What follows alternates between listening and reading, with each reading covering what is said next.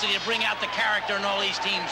You looked at all the World Series winners. The Oakland A's had a lot of scuffling, but they won it. The Yankees, a lot of scuffling, but they won it. Kansas City likes each other too much. They're going to lose.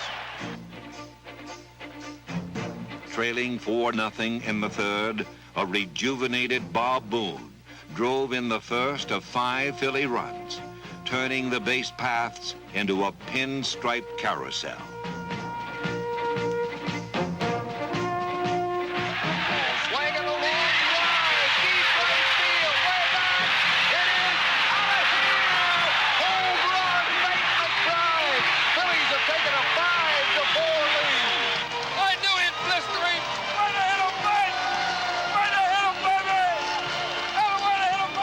Philadelphia's 5-run rally sent the Royals down to defeat. The biggest thrill coming into that series was finally making it to the World Series. This actually is bigger for us, I think, than the bicentennial. Going into that World Series, we knew we had to win. But we also knew that the history of the Phillies was, you know, you can't win the big one.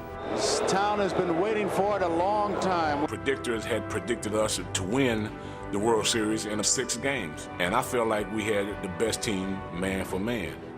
That advantage seemed evident in Game 1 as the rested Royals started 20-game winner Dennis Leonard, while Phillies' best Steve Carlton was being rested due to his LCS stint in Game 4.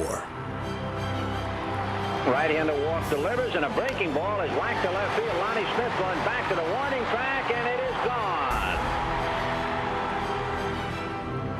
It wasn't Steve Carlton on the mound, it was Bob Walk. And I remember all the home runs flying out there, and I was going, when's this going to stop? 1 ball and 2 strikes to Aiken. McRae does not go, and Aiken hits a high fly ball into right center field. Go way back, it's gone.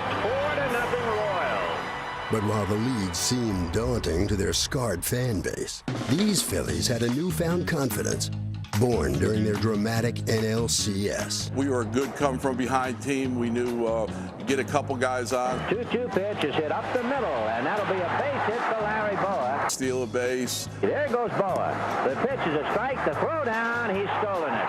And that wakes up the crowd a little bit here in Philadelphia. Pop the ball at the ballpark, and we could catch him. Luzinski proved prophetic as the Phillies scored 2 runs and had 2 aboard. A potential tying run to run for Bates McBride, who's batting cleanup despite having hit only 9 home runs the entire season. High, deep, and gone.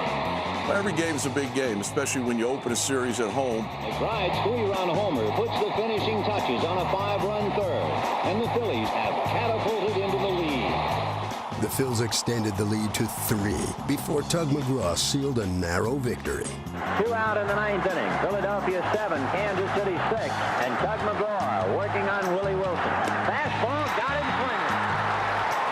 And as they put up on the message board, the first World Series victory since 1915. Game 2 will always be remembered for George Brett's most unusual ailment. His condition? Well, he has a blockage of blood vessels, forcing a protrusion of tissue from the rectum. In layman's language, he has hemorrhoids. NBC Sports presents Game 2 of the 1980 World Series.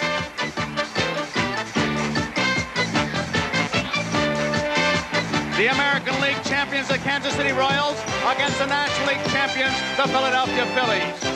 Brought to you by the Miller Brewing Company, brewers of Miller High Life. If you've got the time, we've got the beer.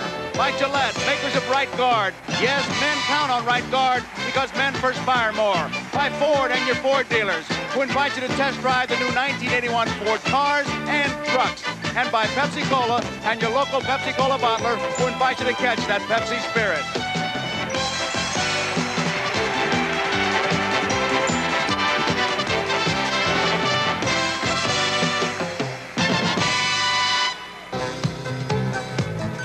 Another beautiful night here in Philadelphia. Another big crowd here at Veterans Stadium as we get ready for Game 2. A little bit warmer tonight. It is 58 degrees, and these Philly fans, they are ready. Hi, everybody. I'm Joe Garagiola, and last night the Phillies won a big ball game. But maybe something even bigger happened when young Bob Walk was able to buy some time to rest that Philadelphia pitching staff. And one of the keys in that game last night was his ability to handle George Brett and Willie Wilson, 1 for 9 combined. Well, Jim Fry, the manager, changed the lineup for Kansas City tonight. But if they are to win, George Brett has to hit, and Willie Wilson has to be that disruptive, productive force that he was this past season. But the pitching matchup is a good one. Two beauties, Tom. Joe, exactly right. Two of baseball's best left-handers will be on the mound tonight for Game 2. For the Royals, it's going to be 18-game winner Larry Gura. He throws 4 basic pitches, uses all the strike zone, and he'll change speeds very well tonight. For the Phillies, the man they call in Philadelphia simply Lefty, Steve Carlton. He was 24-9, just the best pitcher in the National League this year. And the Kansas City Royals got their first look at Tug McGraw last night. He simply got 6 quick outs. The Royals seem to be sitting on Tug's screwball. Tug fired a fastball right by him. But the starting pitchers, 2 left-handers with 2 very distinct styles. Tony, it was kind of a little things game last night. It sure was. A couple of little things stand out in my mind, Joe, about last night's ball game. They might become important. Larry Boa's steal in the 3rd inning was a very daring base-running move. The Phillies were down by 4 runs at the time. Both Leonard and White may have taken Boa for granted in that situation, but that steal sent a message to the Royals pitching staff, and it could linger throughout this World Series. Don't take our speed lightly is what he was telling them. Frank White sent the same kind of message later on in the ballgame, the 7th, when he stole second base with his team down by 3. But, Joe, I agree with you mostly about Willie Wilson. When the Royals signed him, they knew what his amazing speed might do on this artificial surface, and he may prove it yet. Artificial surface seems to be the magic word. I'm going to agree with Richie Allen, who once said, and I think I'd be the same way, I don't like to play on grass that a horse can't eat. It's time to play for a knockout. Having scaled 1 hurdle against the favored Royals, the Phillies are now looking for 4 in a row. Who better to continue the quest than Steve Carlton, the Phillies' ace left-hander, who faces Larry Gura, the Royals' top southpaw. So we're all set. Willie Wilson, who is the man who makes it go for Kansas City, leads it off. He was 0 for 5 last night. Strike 1. Wilson was overpowered, absolutely overpowered last night by hard stuff, Tom, and Carlton does throw some hard stuff. Of course, Wilson from the right side today. Well, he's a young kid, Tony, 25 years old, and 0 for 5 yesterday. I think it's, I think it'd be fair to say that he'd be pressing. He's got to be a little nervous, and he's pitching against a man who many would consider the best pitcher in baseball right now. 1 ball and 2 strikes to count on Willie Wilson. Steve Carlton likes to work in a hurry. A strike missed by the catcher, Boone. He'll throw the first, and he gets him. 1 strikeout. Carlton registers 8.5 strikeouts per 9 innings. A breaking ball got him. We'll let you start with that pitch for your scouting report, Tom, on Steve Carlton. That was a hellacious curveball. Well, he has just absolutely an awesome breaking ball, Tony. I mean, the slider that he can throw to those right-hand hitters down and in, if he can establish that he can throw that slider where he wants to early in this game to these right-hand hitters, they'll commit to that pitch, and you'll see a lot of strikeouts. It'll look like it's going to be a strike, especially with 2 strikes. You have to protect the plate. You go out there and start to swing, and that ball breaks down and in right about your feet, and it's completely out of the strike zone. It's completely unhittable. Here is U.L. Washington, strike 1. Steve Carlton led the major leagues in innings pitched 304 and in strikeouts with 286. You might take note of the pace that Carlton sets. He likes to work in a hurry. And you might notice as just the second hitter, U.L. Washington stepped out and made Carlton wait just on that last pitch. Larry Boa, a big hop. 2 outs.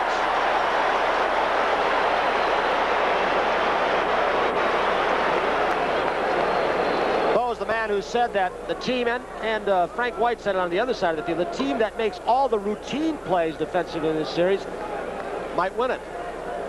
Here's the man of the hour as far as this ballpark is concerned, George Brett. It was doubtful. They made an announcement at 6 o'clock, and as you heard Brian Gumbel and Mickey Cobb, trainer, talking about George Brett, playing in considerable pain.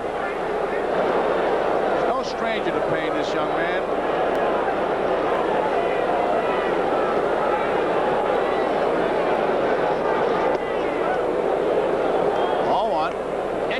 left-hand left-hander really gives Kansas City a little more trouble than right-handers. One of the reasons you negate Brett, if Wilson gets on, you hold his speed down on the base pass to steals, and Carlton has excellent move. 1 ball, 1 strike, 2 outs, top of the first, no score. Ball game just underway. Bouncing ball up the middle. George Brett has a base hit. Brett is on with a single.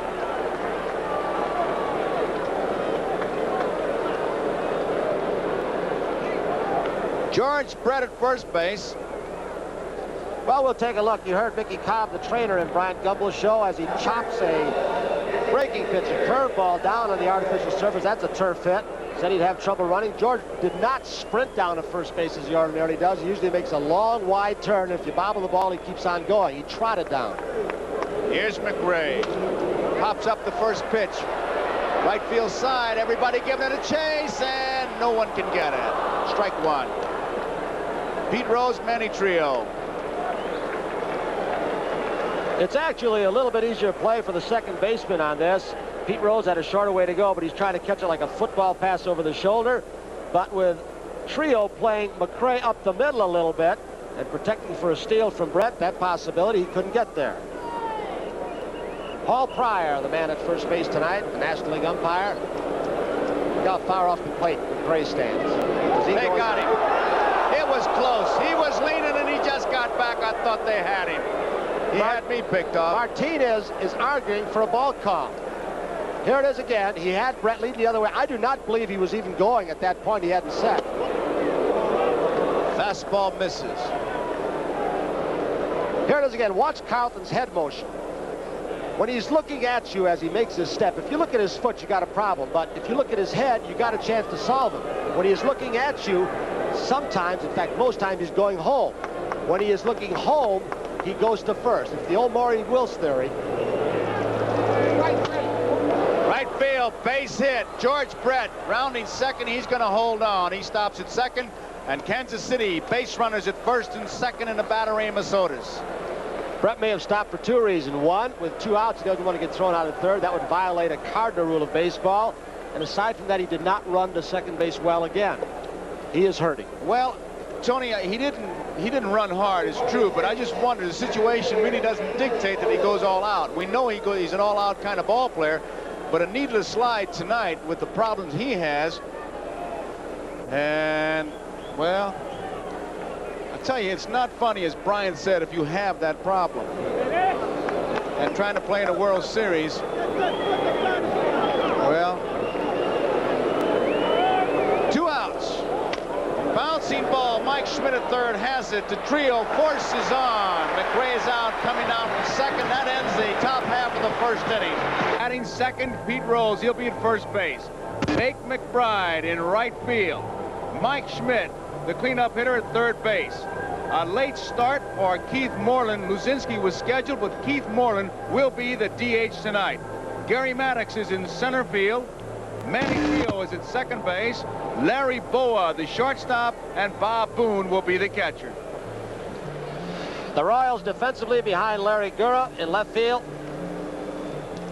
It'll be Willie Wilson, Amos Otis in center. Jose Cardenal has gone out to right field for today's ball game against the left-handed pitcher. George Brett at third. UL Washington at short. Frank White, the second baseman. Willie Mays Aiken at first. John Wathen becomes the catcher. Porter's not playing, or at least starting today, and Larry Gura, the pitcher.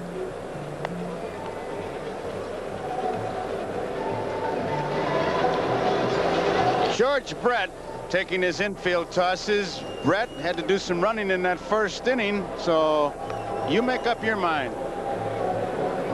Here he goes on the ball, the base hit to right field by McRae. He did start out pretty well. With 2 outs, he's not taking any chance. He's going to hold right there. You know, he came out and tried to take a few ground balls during pregame practice, bent over a couple of times, and then went back in to get a water bottle or some hot stuff.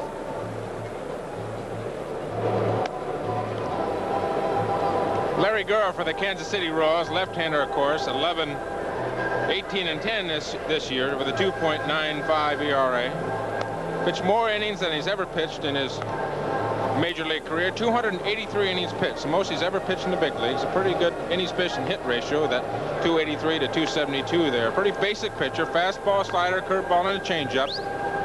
guess you'd call him a control fastball pitcher. He has to use his fastball to be effective. And that fastball was set up as other pitches. His slider is a very good slider, good curveball, pretty good changeup. Tom, he has not had the number of good years or great years as Catfish Hunter did, but Gura will at times remind you of Catfish Hunter the way he changes speed on his fastball. He is not just a fastball changeup pitcher. He will have varying degrees of his fastball. And if you get him early, as the Yankees almost did in the championship series, you can give him a problem. Once he gets in his groove, gets the rhythm, he can be tough hitting the corners, moving the ball around. Leading off, Lonnie Smith. Outside, ball one. That's another place where you've got to wonder with the team speed of the Phillies whether they're going to test George Brett at third base. He made a move on that one with a fake bunt attempt. Foul ball out of play. 1 ball, 1 strike. No score, bottom of the first. High fly ball, center field. Amos Otis says, I'll take it. 1 out.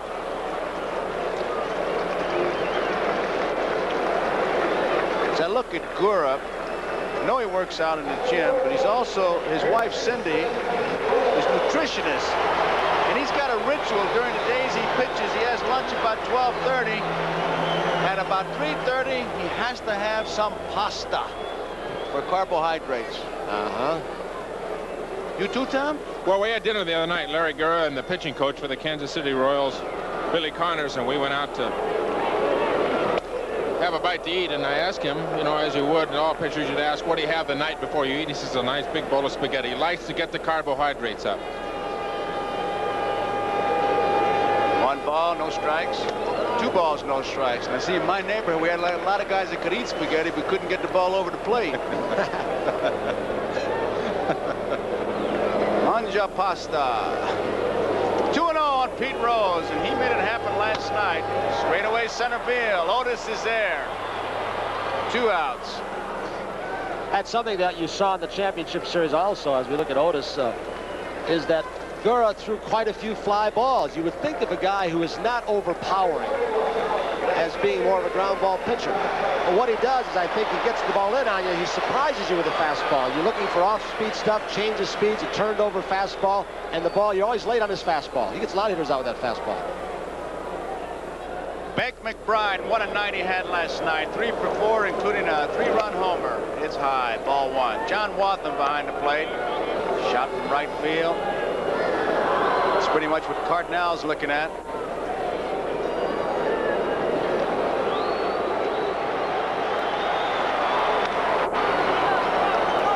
Off the bat, George Brett.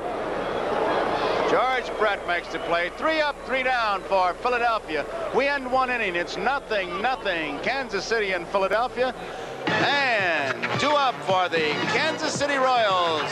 Here in this top half of the 2nd inning. They'll lead off with John Wathan. And then it'll be Willie Mays Aikens. And then Jose Cardinal. Top half of the 2nd inning.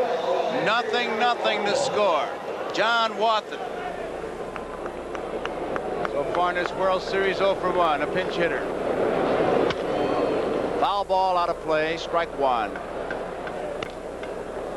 He's been kind of a jack of all trades this year for the Royals. Played the outfield, some first base. He's caught. In fact, the Porter missed about the first 30 ball games or more. He caught a lot of these pitchers, got him in the groove. Inside, 1-1. You know, Tony, the way he stands at the plate reminds me a little bit of the way Steve Garvey approaches. Looks physically at the plate, looks a little bit the way Steve Garvey does. Off the handle, popped up. Pete Rose says, I'll take it. He does. 1 out.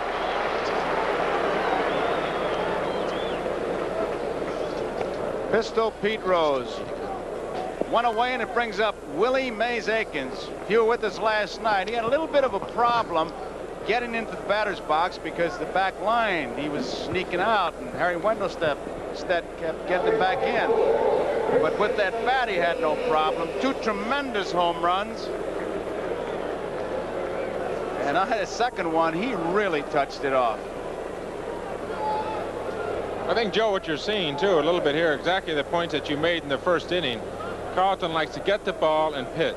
Now that last out, Akins was over there putting on his gloves, getting the pine tar, you know, just making sure he's not in any hurry, and Carlton's out there waiting on the mound. Making Carlton wait. Willie Mays Akins just made a mistake. He uncovered the white line.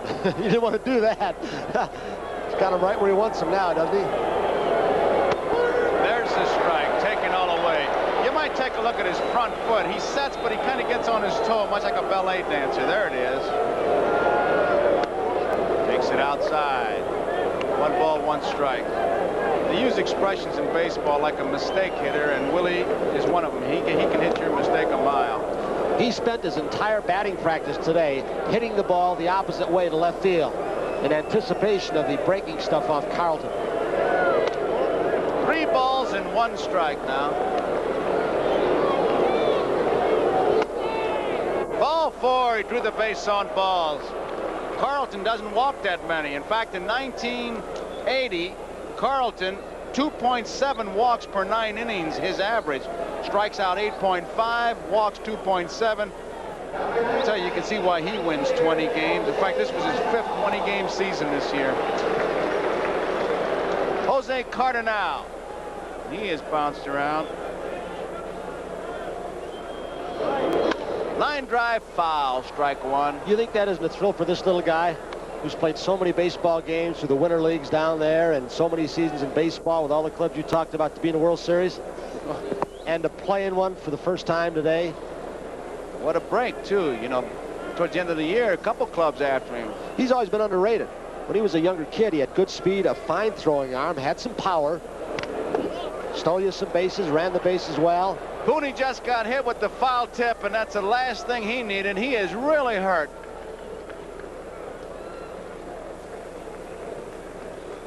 Cut fastball slider. Oh, got underneath the mask. Oh, I want to. Is he wearing one of those protective devices that Bill Bueller and Steve Yeager devised? He's just got the mask low. Oh man. Now why wouldn't a guy with that shingle hanging down or whatever you call it wear it all the time just for reasons like this? Look at that. That is mean. Cardinal takes it alone inside. 1 ball, 2 strikes. He threw that ball away. He's still in pain. Oh, you bet. Booney is hurting. I tell you, there are 2 places that you get hit, in the groin and in the Adam's apple. Forget about it. You wish you'd gone to air conditioning school. That ball that came off that bat, Joe, hit him in the finger first and then went under the chin. You can see him. He made a fist after that ball went in there, that foul tip. And I think he did get hit in the finger. He's still flexing his fingers as he's walking back to home plate. You lose the feeling sometimes, and he's just trying to get it back. He didn't tear anything. When you get hit like that, you're afraid to look down because you feel like a loser. With 1 out and Willie Mays Akins at first base, Rose is not holding him on. He has no stolen base threat. So Pete's going back. Pick off. Look out. Sneaked in behind him. They had the count play on. It's watch the head of Carlton. 1 ball, 2 strikes, 1 out. Looking home, going to first. If you get caught watching his foot, you might have a problem. Cardinal is called down on strikes. Tom, that pickoff move that he called, 11 balks last year, 6 this year, one of the things they call him, I think you learned from your old teammate, Jerry Kuzman, where he stopped that leg and paused and tried to freeze the runners. There's the last pitch. Perfect pitch down low and away. Well, he did talk to Jerry Kuzman about the move, Tony, yes. And I think, you know, he's got a very touchy delivery over there to first base. He steps way over here toward the dugout, and you hear a lot of people scream when he does go to first base. Here is Frank White. There are 2 outs, base runner at first, no score. Oops, he runs back now as Booney was able to come up with it. Willie Mays Akins had some ideas when a ball got away from Booney. Boone back, able to hold the base runner at first. This stuff must be pretty live today because Boone doesn't hang on to this fastball. Look at that, he boxed it. Same thing happened on the hard breaking ball to Willie Wilson, the first man up for the Royals. Boone couldn't hang on to it. Our Jug's gun down there has got him about 89, 90 miles an hour on his fastball. Boone had a little trouble with that one. Got tied up inside. I got to question the accuracy of the Jug's gun if it got him only 89 miles an hour. I was going to say the same thing. They say that the last 2 years he's thrown the hardest he's thrown in the past 5 or 6. 1 ball, 1 strike. 2 balls and a strike. back. He had a good cut at a fastball. To count 2 balls and 2 strikes with 2 outs. Willie Mays Aikens is on at first base. There's no score. We're in the top of the second. These Royals, they swing the bat, led the American League in hitting with a .286 batting average. He missed the 3rd strike, so did Boone, and now Aikens moves to second. White is on at first, and Boone is catching Carlton like he's being crossed up a lot. Well, I'll tell you, I just looked over while that was going on to Seaver, and this ball goes down. I don't think it's a slider. That baby's got something on it. What You're are you not fooling saying? me. Are you saying that there's foreign substance on the ball? Would you say that here to me, or what? I would say I that think to you. he's got a nasty slider, and he gets his hand on top of the ball and drives it right down into the ground. You never did trust us pitchers, did you, Tony? I trust you less now after you said that. They call it a strikeout, obviously, but a wild pitch. And Frank White is on at first. Aikens is on at second. That's fouled off by Willie Wilson. So once again, Kansas City threatens. See, Joe's an expert on that, too. He was a catcher, Tom, as everyone well knows. There are the base runners, Aikens at second and White at first. And you guys never told on pitchers either. We told our own guys. High chopper foul. Joe caught back when that pitch was legal, too, didn't he? I tell you, I think that's the most overrated thing in the world. What is? The spitball and all, if they legalize it, and that honeycut for putting a thumbtack in there and cutting an umpire, that's got to be a... Man behind home plate tonight, Bill Kunkel, caught honeycut. Fastball misses, and it's 1 ball, 2 strikes. Carlton thought he had it. So we've had a base on balls and a strikeout that wasn't a strikeout when the wild pitch on the 3rd strike by Carlton. Inside, misses, and it's 2 balls and 2 strikes. He got him. That's his 4th strikeout. That ends the inning. So we go into the bottom half of the second inning. There's no score. And if you're like me, when you saw that ball get by Boone, did you not go back to the Yankees and Dodgers World Series with Mickey on? Let's look at a flashback right now.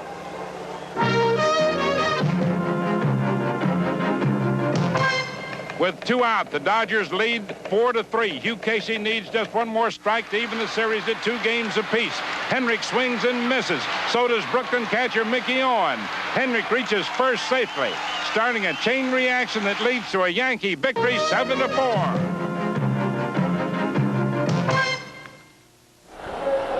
Those fall classic flashbacks, I tell you, when the ball got by Booney, I thought about old Mickey, who's now a sheriff in Boone County in Springfield, Missouri, in that area. And every time I say Willie Mays Aikens, I think about that great catch. We have a number of these flashbacks, so you'll be enjoying a trip back into World Series time throughout this World Series with our fall classic flashbacks.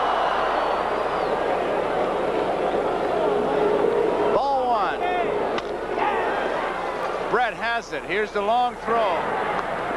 1 out. So, you know, the Phillies, you would think, with most of their power from the right side, Luzinski, although he's not there, Schmidt. Now let's look at this replay from our left center field camera. Got something in on his fist, Tom. May have been a fastball that sailed in on him, or a slider. Could have been a sailing fastball, slider inside, Tony. Another thing I think about when I look at Schmidt up to the plate, he's been silent all the way through the playoffs, was silent really in the first game. If he busts open, you know, the Phillies could absolutely run away with it. But he's been silent for about 6 games in a row now. When he gets in one of those streaks, you can throw about anything in the strike zone. He's got a chance to popping it out of the park. Here's Keith Moreland, who is a late starter. Luzinski had an intestinal virus, and Moreland's had a good year for these Philadelphia Phillies. Luzinski with 102 fever, 314.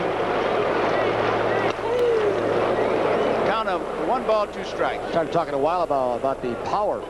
The Phillies right-handed. You'd think they do well against left-handers. They've been 21-17 this year. Those kind of cold stats can be deceiving, but they haven't overpowered left-handed pitching as much as you'd think. 2 balls and 2 strikes. Dallas Green, Herm Starrett. Moreland, 26 years old, born in Dallas, now lives in Louisville. Signed by Doug Gassaway, number 7 selection, the 75 draft. Well hit. Wilson's back. He makes the grab. And once again, that great speed. Speed will just erase a lot of mistakes. He can just simply outrun that ball. Moreland hit the ball very well, Joe. Hit it right on the nose, turned on it, line drive right over Wilson's head, and Wilson has outstanding speed. He's a young guy from Summit, New Jersey, and I recruited him, Willie Wilson, for USC football, believe it or not, about 5 or 6 years ago. Ended up signing with the Royals. Here is Gary Maddox. First ball, fastball hitter. He takes it outside, ball 1. What impresses me about Wilson or his neighborhood, he was the 4th fastest guy in his neighborhood, he tells me. Couldn't make the track relay team. 1 ball, 1 strike. Can you imagine running that fast, being 4th? Those guys must have afterburners and radial feet. He takes advantage of that speed, not only on the base pass, but defensively, because he's playing a very shallow left field in this ballpark, and the ball carries very well. 1-1 on Maddox, 2 outs. Off the handle and off the foot, he is down. That is painful. Breaking ball down. Here comes a Philadelphia trainer, Lee Elia, coming in. Maddox is up. Look at that. That's the one that'll get you. The slider down and in. I'll tell you what, Tony, I'm not a hitter, and I'm not a very good hitter. Those things don't happen to me, and you see that happen to hitters quite often, and it is extremely painful, and it affects them for an entire day. That ball comes right down off the bat, and that really hurts. That's an ouch. It's made quite a few hitters wear shin guards. Bucky Dent did for a while. Ted Williams, of course. Vic Wertz.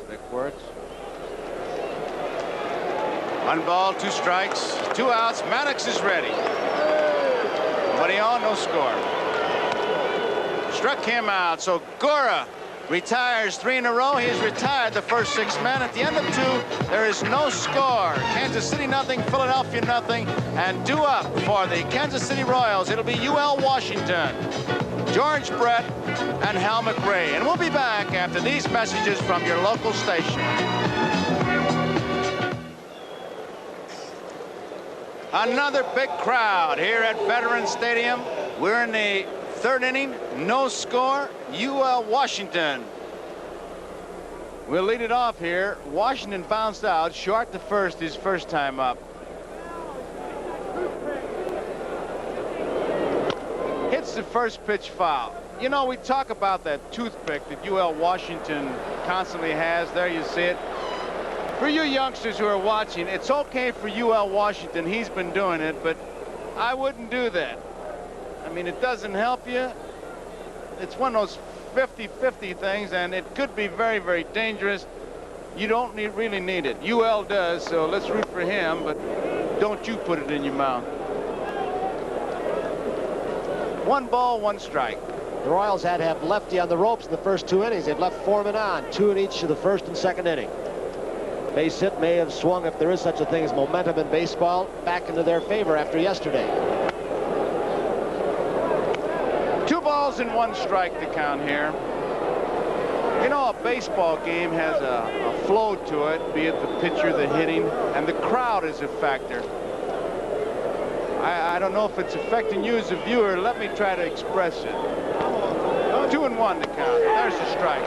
First of all, Carlton likes to pitch in a hurry. The batters are slowing him down. When the Phillies bat, this crowd really gets itself up. But now, with the Kansas City Royals batting, it's choir practice time. Doesn't matter to Carlton. He's got cotton in his ears somewhere anyway, doesn't he? To block out the crowd. He does that to maintain his concentration. You hear a little buzz with the crowd. Listen.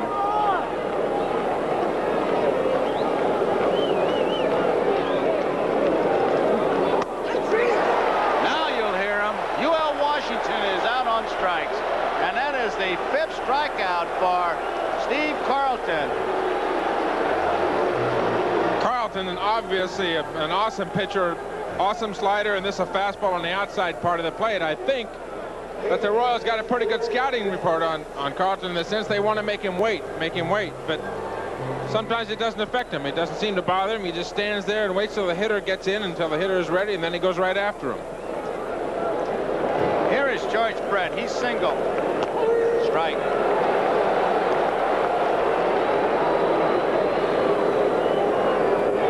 the team has ever won a World Championship. Line drive, base hit.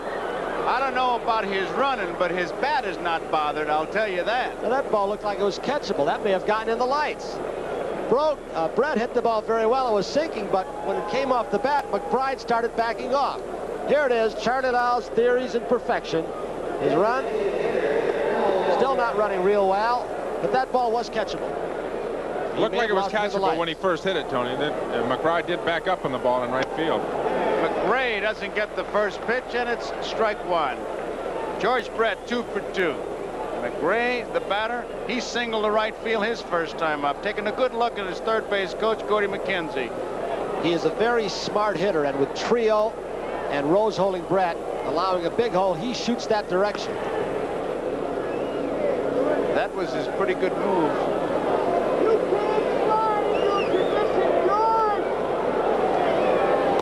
Fastball misses.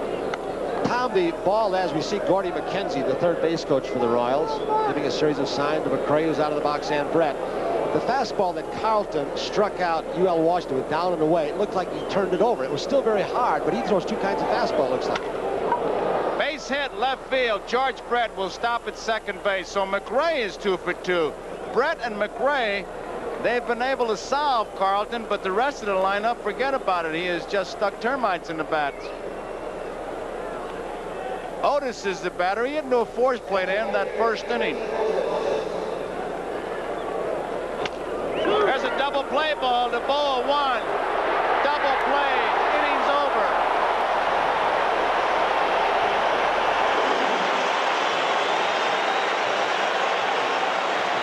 The crowd reacts to the double play, so we go into the bottom half of the third. There is no score. Kansas City nothing, Philadelphia nothing. Due up for the Phillies. It'll be Manny Trio, Larry Boa, and Bob Boone. Back here at Veterans Stadium, and you know, all year long, Merrill Harmon and Ron Luciano have been our broadcasting partners, and right now Merrill Harmon is with Dodgers manager Tom Lasorda. Let's go to Merrill. All right, Joe and Tommy, as a rookie manager, you won a pennant with the Dodgers and came back and won the next year. You got 2 rookie managers in the World Series this year. What's it like? I'll tell you, that has to be the greatest thing that ever happened to me was, you know, to be the manager of the Dodgers in 1977 and to manage them in the World Series. And, of course, we came back in 78, and both of them happened to be against the New York Yankees. But what a thrill, and I can certainly know how Dallas Green and Jim Fry feel right at this moment. Okay, Tommy, thank you very much. Now back to the booth. Okay, here's Manny Trio. There's the strike. Might add, if you're like me and you look at a picture and you see the people behind him, Donald Davidson and Tony Siegel of the Houston Astros seated right behind him. And again, our congratulations to the Astros and Yankees for the battle they had. Sitting here wishing, knowing that maybe for a break or two they would have been here. Oh, just a mess of baseball people here, Tony. A lot of managers. John McNamara, we saw him. But right now it's Larry Gura, who's retired 6 in a row. Misses with a fastball. 1 ball, 2 strikes. One of the reasons, Joe, as John McNamara told us before the ball game, is a lot of trade talk goes on at World Series time. Well, hospitality suites, and they start throwing players around. That's what the time's all about.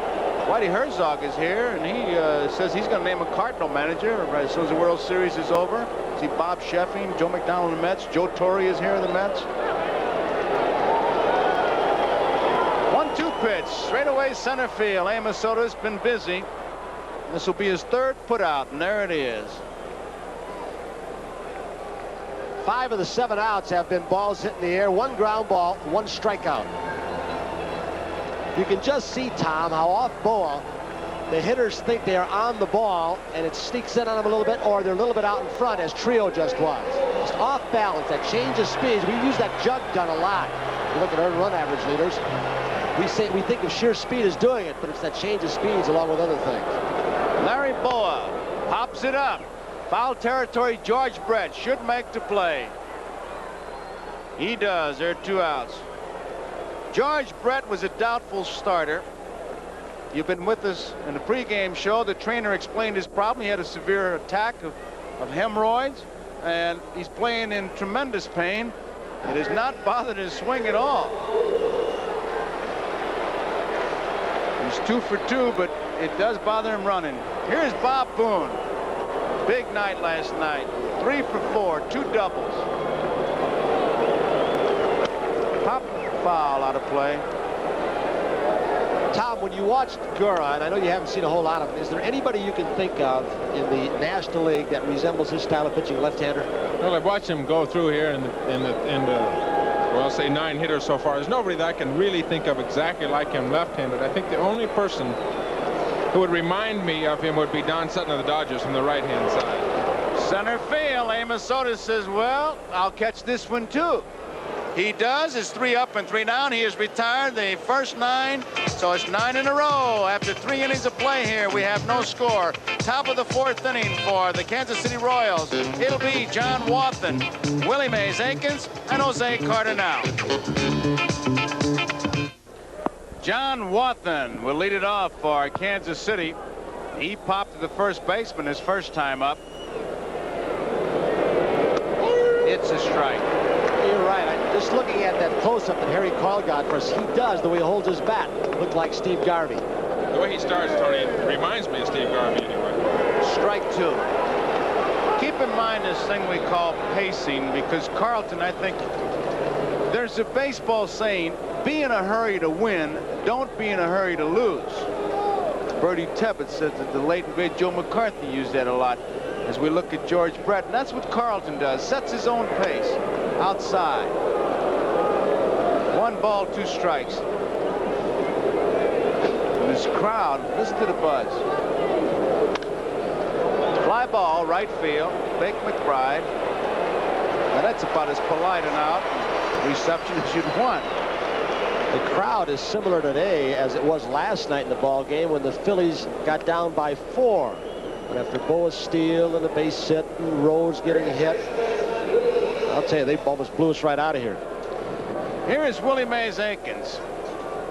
He goes through a little ritual with that back line, gets that toe up there, turns his back and kind of peeks over his shoulder. There's a strike. He walked his last time up. He's moved up a little bit closer on the plate from last night, possibly to protect against that slider and curveball from Carlton. 1 ball, 1 strike. There it is. He's out of the box again, isn't he?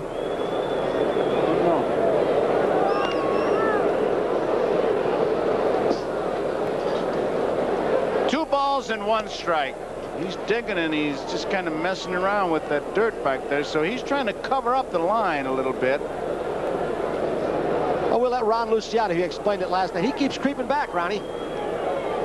Yeah, but that's Bill Kunkel behind the plate there, and Bill's seen him all year long. And the ruling on that, look, if any part of that foot is touching the line, then he's considered in the box. And with a size 12 foot he has, look at that. Base hit center field off Carlton. It just hit off the side. But I got to ask you something, Ron. Why does an umpire tell a hitter? Doesn't the rule say that if he hits the ball in fair territory, you're not supposed to tell him, but then you're supposed to call him out? You're absolutely right, but you don't think the umpire is going to stand down here and say, hey, Willie, you're out, and 65,000 people shoot him. Rules are rule. Rules are rule, but you make the catcher and the manager and everybody else come out and say, hey, do this and do that. And then if they put enough pressure, we'll do it. Otherwise, we're going to keep quiet and stand back there and not have any trouble. Okay, good idea. Here's Cardinal. High hopper, Boa, to trio, 1 out, over to first, in time, a double play. 6-4-3. And that ends the 4th inning for the Kansas City Royals. Another double play. So we go into the bottom of the 4th. There is no score. Kansas City nothing, Philadelphia nothing.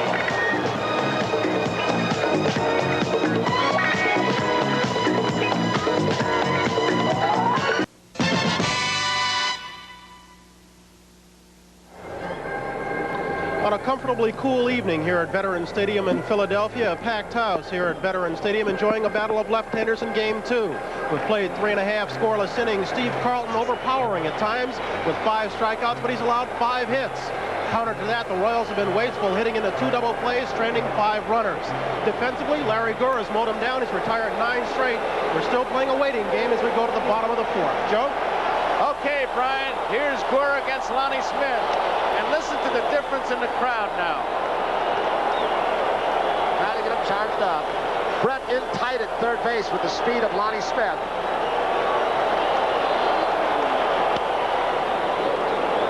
One ball and one strike. Slow and inside, 2-1. It's out of play.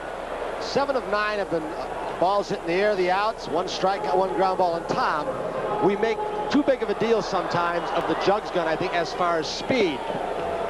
There are other things involved getting hitters out. Well, there's 3 things when you talk about a fastball: where it goes, the movement it has, and how fast it goes. And Larry Gura is a master at changing speeds on his fastball, different speeds of fastballs. There's a strikeout, his second strikeout. Took something off the curveball. So there's 1 away, and it brings up Pete Rose.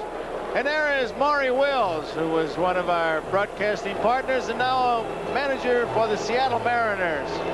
Watching the ball game, rookie manager, waited a long time for his chance, and he looks happy. There are many, many baseball people here, as we've mentioned, as we look around the crowd. Here's Pete Rose.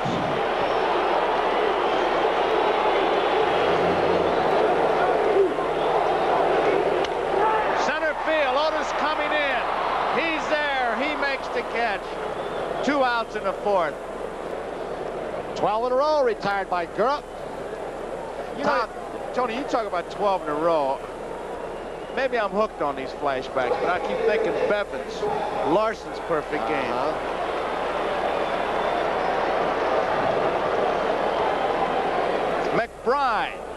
McBride popped to the third baseman.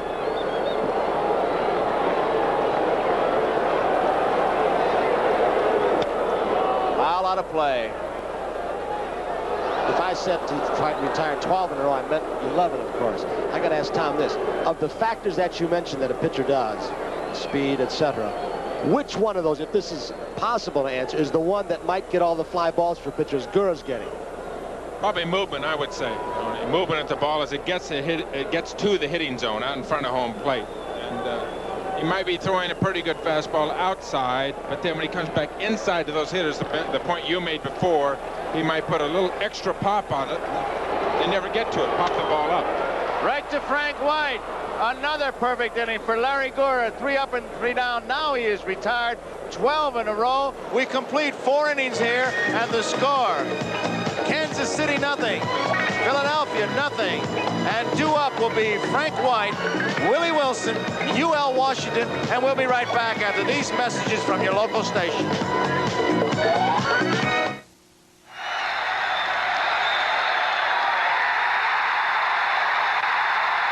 Baseball for the entire family.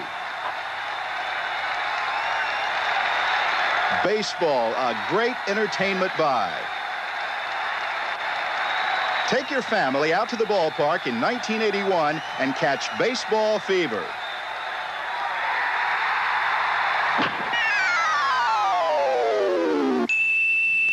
The preceding message was furnished by Major League Baseball. Joe Garagiola, Tom Seaver, Tony Kubek back at the Vet in Philadelphia. Game 2 of the 1980 World Series. The Phillies won last night's game 7-6 after the Royals had gotten off to a 4-0 lead. You know, Tom, listening to you and Tony talk about pitching, Warren Spahn had it pretty simple. He said the pitcher needs 2 pitches, one they're looking for and one to cross him up. And that looks like what Gura's doing. We're in the top of the 5th. Frank White, Willie Wilson, UL Washington against lefty Steve Carlton. Ground ball, broken bat. Gura. Boa short hops it to Rose, 1 out. The Royals have had Steve Carlton in trouble. 2 base hits in the 1st. They stranded both runners. A walk, a strikeout. The man reached base, stranded 2 in that inning. They had 2 more base hits in the 3rd, a double play. They had a base hit in the 4th, another double play. Corey Leibel is somewhere up in the heavens. Fouled out of play. We're in the top of the 5th. No score in the ball game. There's our man. The handheld camera, Corey Leibel, up in the light standards.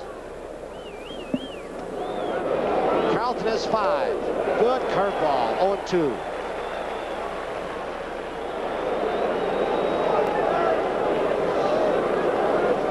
Wilson, a natural right-handed hitter.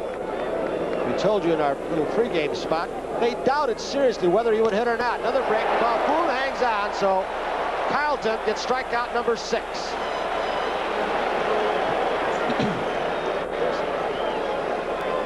You know, Tony, we're sitting there watching two very fine pitchers throw here tonight. Carlton using a lot of breaking balls. Steve Carlton, a very big man, 6'5", about 220 pounds, but 304 innings this year. A real workhorse for the Phillies. There's Jim Fry in the Kansas City Royal dugout. Wilson now has struck out 3 times in this ball game, 5 times in the first 2 series games. UL Washington, the ground out, and he also struck out. 1 strike, says Bill Kunkel. Curveball, could be a base hit. Bo can't reach it. Scoots through on the artificial surface. So Washington's on. He's got speed with 2 outs. There's a possibility of a steal. And UL Washington, those are not initials for his first and middle name. It's just UL Washington as we watch the replay go there. It's really, some people have names. He's got a name after taxes. UL, just initials. Carlton waits now as George Brett with a 2-for-2 day steps in. George is singled to center. He is singled to right in front of Bate McBride. So once again, they've got somebody on. They've had a man on base off Carlton in every inning. UL Washington with a good lead on Carlton at first base. He's going to first. UL Washington during the season, 20 stolen bases, caught just 7 times. He's got a bigger lead this time. He's coming over again. 2 outs, Brett the hitter facing Carlton. Boy, he is aggressive. Look at him get off that base, Joe. Well, I have to believe that was a decoy move by Carlton. You can bet me, because when he popped a good move on, you could see Washington break back to first. 1 ball, no strike. And once again, and the pattern so far has been consistent with a man on first. If he's looking at the base stealer, he's going home. Let's see if he continues. He's pausing. He's going to first.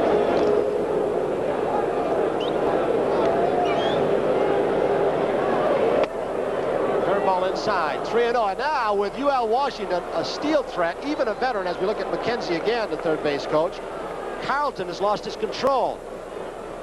I would believe even a veteran can get his attention divided in a steal situation. Outside, Brett's on. So, once again, the Royals have 2 men on base, first and second, and McRae on. McRae coming to bat with 2 outs. Hal McRae. A base hit. Bates score their only run thus far. Curveball outside, 1 strike. Maddox a little bit toward right center field on McRae. Good fastball, good movement. Way inside, goes 2-2. Here's the pitch. He wants to make it happen right here at 2-2. He's going to lose a little bit of the edge with UL Washington at second, Brett at first if he goes to 3-2, and McRae pretty well knows that. Carlton has thrown a lot of pitches, and he is not yet through 5 innings. Bounces it. Count goes full. 3 balls, 2 strikes, 2 outs. The runners will be on the move. This will also be a good test for George Brett at first base. He'll have to run hard as soon as the ball starts at the plate. We'll be able to see him. Coaches are already learning the base runners. Make sure he goes home. Here comes the pitch. The runner's on the move, fouled off by McRae. And I tell you, I was watching Brett. He is guaranteed hurting. Fouled off by McRae. You know, when you have a fella out there like Carlton with a good move like McClure of Milwaukee, you get all kinds of different instructions as a base runner. Jim Fry, I think, gave the best advice to a bad base runner when McClure was pitching. He told Scotty McGregor, a pitcher, put your left foot on the bag and just stretch as far as you can with your right. Well, Brett and UL Washington, a little bit base runners, better base runners than that, but it's 3-2 once again and 2 out. They're on the move. He got him. Tremendous sinking type pitch. As Carlton pitches out of another one, Kansas City has now stranded 7 through 5. The score here in Philadelphia, well, there isn't any. Due up for Philadelphia in the 5th. Mike Schmidt, Keith Marlin, Gary Maddox. A beautiful shot from way up high at Veterans Stadium in game number 2 of the 1980 World Series. We're going to the bottom of the 5th. Schmidt, Marlin, and Maddox Tony, when this game started, it was 58 degrees. It's dropped 3 degrees, but it's a delightful evening here. Just a perfect night, I think. 55 degrees right now. Larry Gura, with 18 wins on the season, has retired 12 consecutive Phillies. 9 have been on balls hit in the air, 2 strikeouts, 1 ground ball. The fans start hooting for Mike Schmidt, who grounded out in the second.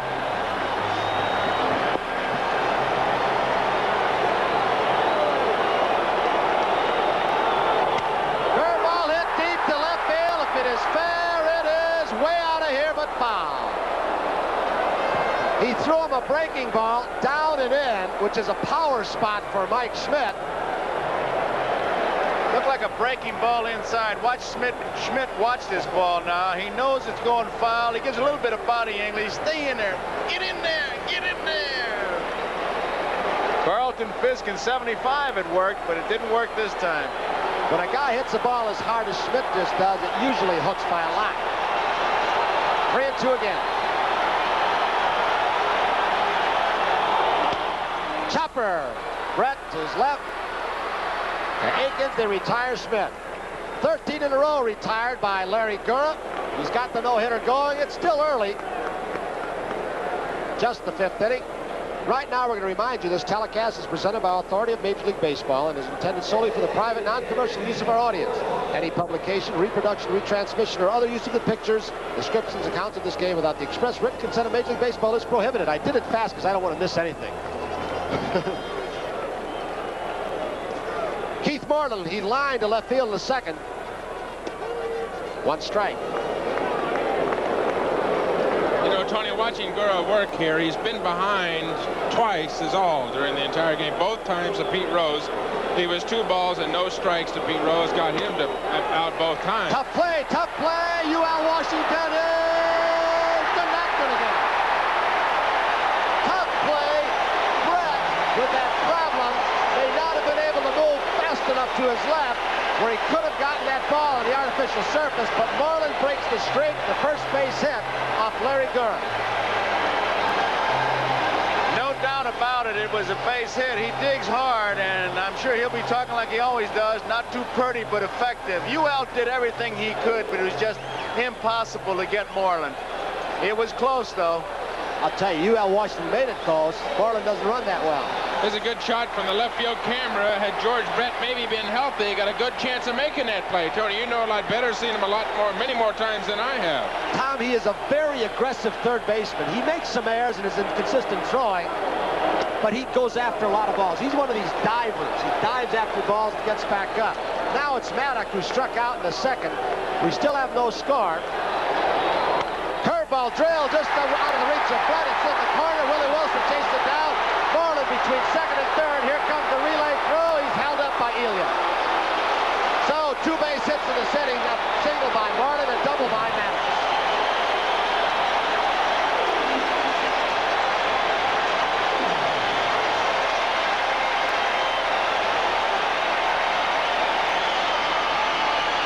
Was inside, and Maddox hit it right on that fat part. Willie Wilson got over there in good shape. Now in the championship series, they made the play at the plate. Wilson overthrew UL Washington and went to Brett, but this time he hit the cutoff man. They got away with it. They call it their trailer play in the championship series, but what they did was miss the cutoff man. It's like going out to shoot an eagle. You kill a crow and they give you a medal. It was a bad play that paid off. With 1 out, Lee Elia, the third base coach, decided to hold up Moreland. Had there been 2, he might have taken a chance. Now it's Manny Trio. Brett comes in tight at third, Aikens at first. UL Washington was about halfway with White. Now they're moving back. Gura will pitch from the stretch. Trio fly to center field to third. There is no score. 1 ball to Trio.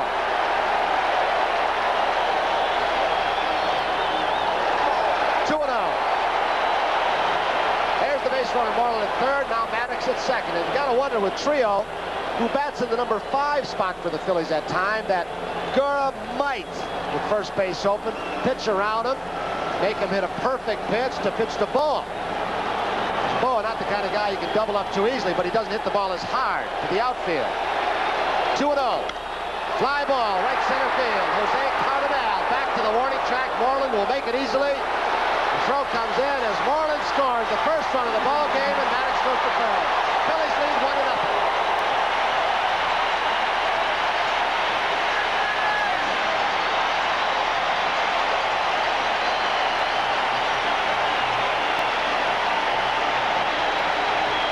So Keith Moreland scores his first run for the Phillies in World Series play today, and first ever for him in a World Series. So now Maddox is at third with 2 out. Boa is the hitter, and you've got to be careful. Brett knows it, and so does Aikens, even with 2 out, in case Boa tries to beat out a bunt. So they are tight at the corners. Boa, the switch hitter, hitting from the right side. Line drive, base hit. Boa, an RBI single, scores Maddox. It's 2-0.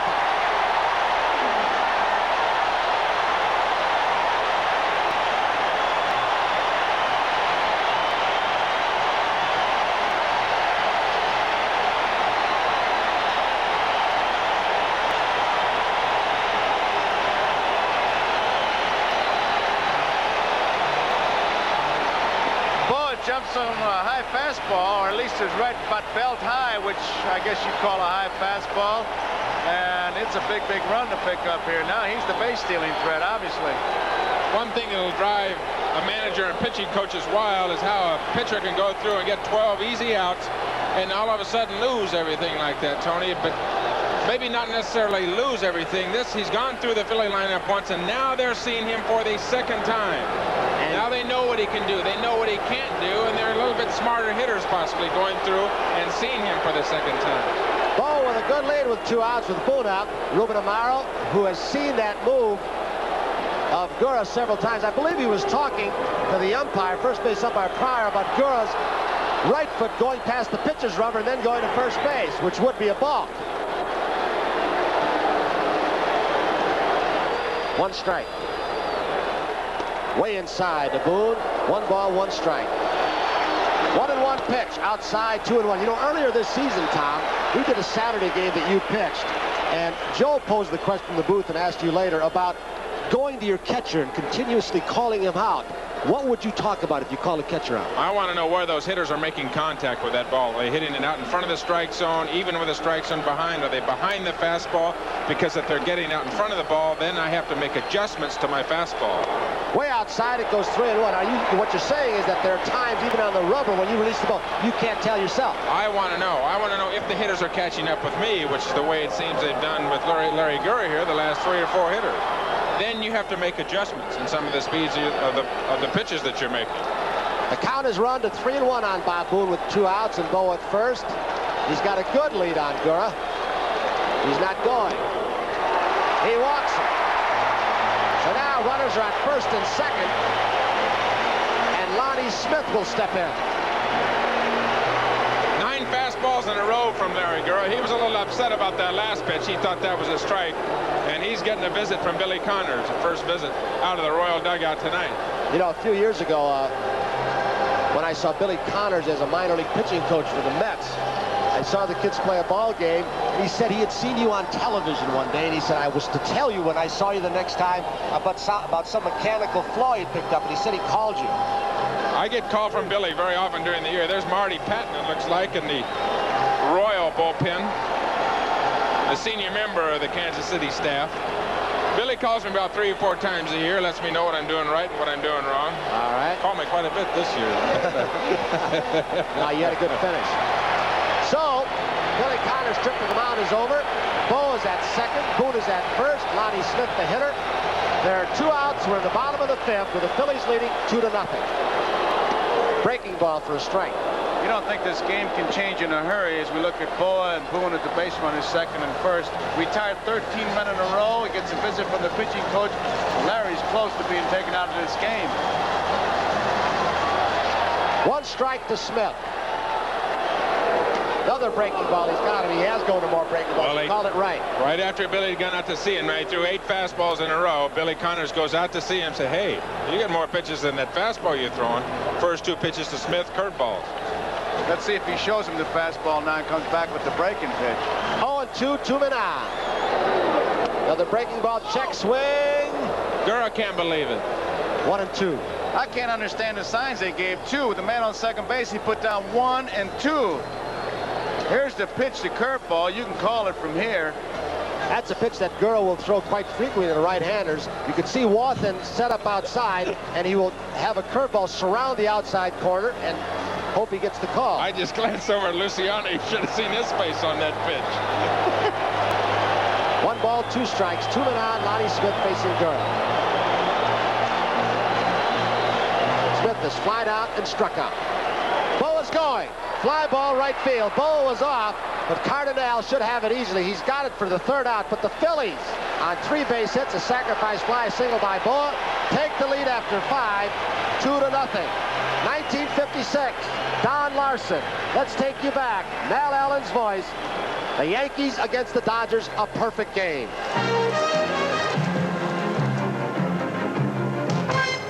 So far, Don Larson's not allowed a Dodger to reach base. Bill Hodges is the batter. There's a drive going to deep left center field. Mickey Mantle racing over, makes a great backhanded catch to preserve Larson's perfect game. The only one in World Series history.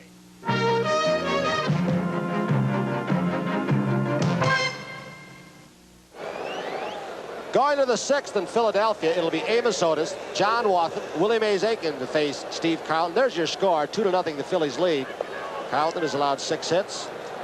Phillies finally got to Gura in the bottom of the 5th. Otis is grounded out, and he's hit into a double play. The Royals have stranded 7 so far in this ball game. 2 double plays have helped Carlton out, and 6 strikeouts also. 1 strike to Otis.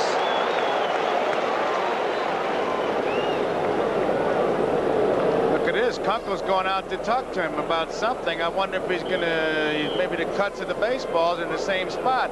Well, there have been a couple of pitches in this ball game that I question. Tom Seaver's knows they're just a moving fastball. You know what they're using, Tony? They're using a baseball, a World Series baseball, as opposed to a National League baseball that Carlton has been used to all year long. They're using the baseball that has 1980 World Series on it tonight. You mean the printing's going to bother him? Yeah. Come on now, you're not doing an operation. You guys are all against the pitches. Are you well, kidding? the National League and the American ball is identical. It's exactly the same. It's made in the same place, stitched in the same place, Haiti. It's not the same. Same kind of hide. It's not the same. The coloring is different on there. The National League is black and the American League is blue or green. I want to get this in as a catcher. Pitchers start out as kids with a taped up old baseball, then they get to the big leagues with a new ball, and you think they were brain surgeons. Hey, now wait a minute. Look at the hitter on the on-deck circuit. He's got pine tar, he's got rosin, he's got weights, he's got everything in the world over there. He's got a lower mound. Top of the 6th. They got it all in their favor. 2 balls, 2 strikes on Otis. Phillies lead 2-0. Way inside 3-2. I'll bet if we had a chance to ask Ron Luciano, and we probably will, he could tell you that pitchers have thrown balls out. He's put the same ball in his pocket, thrown it right back out, and given the guy the same ball, and he threw it. He didn't even know the difference.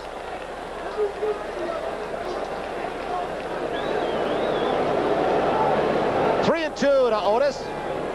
Did you ever do that, Ronnie? Oh, all the time. You get that all the time. Every time we put it in the same pocket, and they'll ask for a ball and we'll throw it out. The reason Kunkel went out to the mound, he said, listen, is the coloring bothering you or what? What do you want me to do with these balls? I've only got so many, and I keep giving you new ones, and you keep throwing them back. That's a dangerous question for an umpire to ask a pitcher what to do with those balls. No, but that happens. There's only one pitcher in history, for me, in 15 years of umpire, that ever threw out the same ball to me 2 or 3 times consecutively, and that was Jim Palmer. I put that same ball back in my pocket, and every time I throw it to him, he'd throw it back. 3 and 2, Carlton to Amos Otis. Breaking ball almost got Steve Carlton. A vicious line drive right over lefty's head. So Otis with speed is on, but the Royals do trail by 2 runs. 7th base hit for the Royals. There it is. It is no longer horsehide, it is cowhide. That change took place a while ago. That's an official American League ball with Mr. Lee McPhail, the president's name on it. It's the printing that does it for the pitchers, though, Tony. The printing. Otis in 1980, 15 of 16 stolen bases. With 2 runs down, well, we said last night, unlikely that Boa would go, as Carlton goes 1-0 on Wathan, and he went, and then Frank White did it later on in the ballgame in the 7th inning with his team down by 3. Just missed. 2 balls, no strikes. Right now, we're going to pause briefly for station identification. This is the NBC Television Network. WMAQ-TV, Chicago. I don't know where those last 2 pitches missed, but they did. It's now 3-0. There's your score. Phillies 2, Royals nothing. Top of the 6th, no outs. Joe Garagiola, Tom Seaver, Tony Kubek. Game number 2 of the 1980 World Series. He walks Wathan, so once again, Carlton has 2 men on base. There are no outs.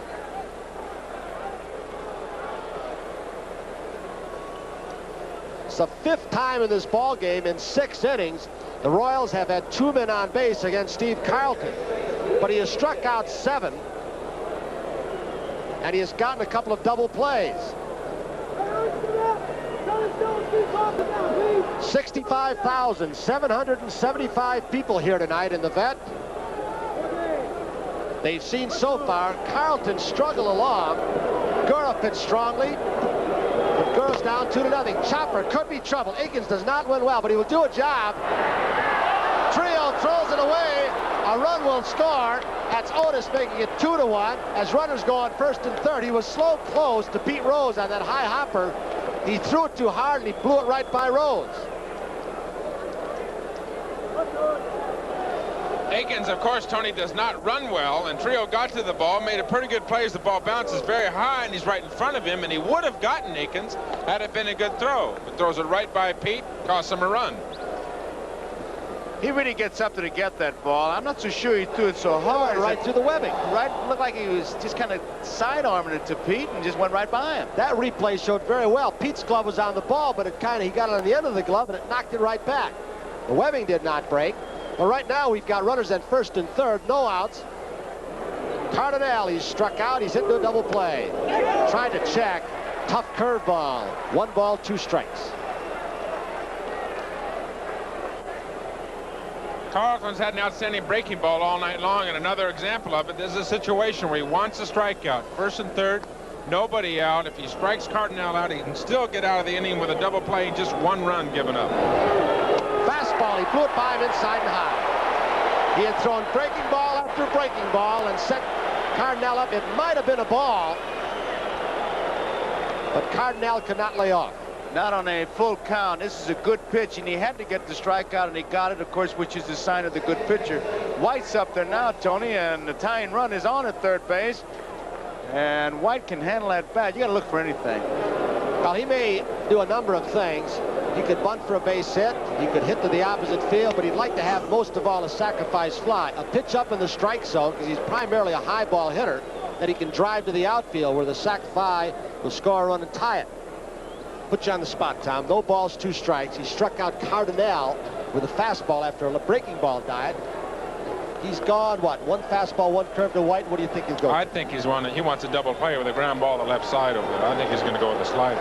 He's gotten 2 in this ball game. He's got it again. Boa to Trio to Rose. So the 3rd double play for the Phillies. Carlton gives up a run, but it could have been a lot worse. So we'll go to the bottom of the 6th here in Philadelphia with a score. The Phillies 2, the Kansas City Royals 1. And here's that last play, the pitch you said he'd throw, Tom. Carlton did exactly what you have to do to get out of that situation. He struck out Cardinale and then gets the double play, leaves the tying run at 3rd base. Excellent pitching by Steve Carlton. Phil's 2, Kansas City 1. There's the score. 2 up. Pete Rose, the number 2 hitter. Big McBride and Mike Schmidt. As we move to the bottom of the 6th, the Phillies are in front 2-1, and the Royals have had to bring in Dave Chalk to play 3rd. Evidently, George Brett's hemorrhoid condition has forced him to the sidelines. The Phillies, as they did last night, have shown an amazing capacity to come on strong when things look worse. Larry Gura retired the first 13, and the Phillies exploded for their 2 runs. Steve Carlton, on the other hand, has not been much of a mystery. Pete Rose set to lead off here. He got hit last night by Dennis Leonard. That ignited a rally. We turn it over to Joe and Tony.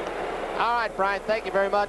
Pete Rose, 1 ball, no strikes. Larry Gura on the mound. Gura had 13 consecutive retired. 2 2-1, the Phillies lead over Kansas City. Pete Rose, right center field. Jose Cardenal's got it. So Rose has flied out 3 times in this ball game. Twice to center field, this time to right. Schmidt was the 13th consecutive man retired by Gura. That led off the 5th. It seemed like a peaceful start for Gura of the 5th inning.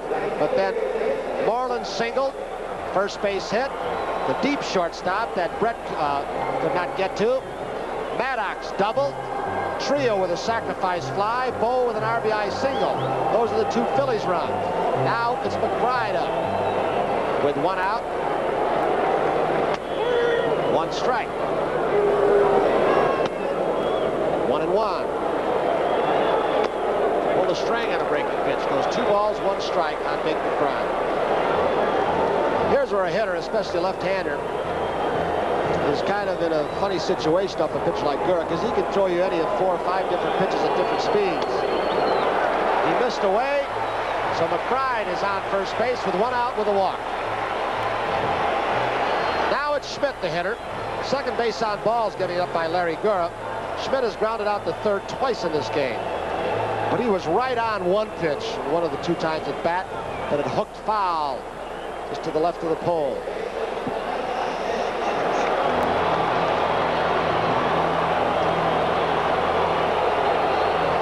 Mike Schmidt, Major League's home run leader this year with 48. As you didn't hear last night, we'll say it again, he broke Eddie Matthews' record for the 3rd baseman. Matthews had 47. Way outside again, he's lost his control. 1 ball, no strikes to Mike Schmidt. Well, he got behind Schmidt last time, Tony, and ran into 3 and 2, and Mike had 2 good cuts. One cut at a high fastball, he fell back. The other curveball that he hit for home run, pulled it foul, a foul home run, and he grounded out. McBride at first. Foul out of play, 1-1. He gets it hard again, but it hooks foul. 2-2. You know, I've heard good hitters talk that when you hit the ball that hard, they really don't give that much credit to the pitcher. They say it's just bad hitting because you're too far out in front. Tom, I don't think that was the pitch that Gura would lay there to have him pull foul like sometimes pitchers will do. Not in that situation right no, there. I don't think Joe, so. No way at all. He's trying to get the ball on the ground here. He wants a double play, get out of this inning if he can. In fact, Schmidt runs well, but still, Gura's looking for the double play ball same way that Carlton was looking for the double play ball last inning. Well, Joe and I both know a guy who they used to pitch inside and make him purposely hit the ball foul. It was Yogi. They'd throw him 2 pitches, he'd whale him foul on the right field line.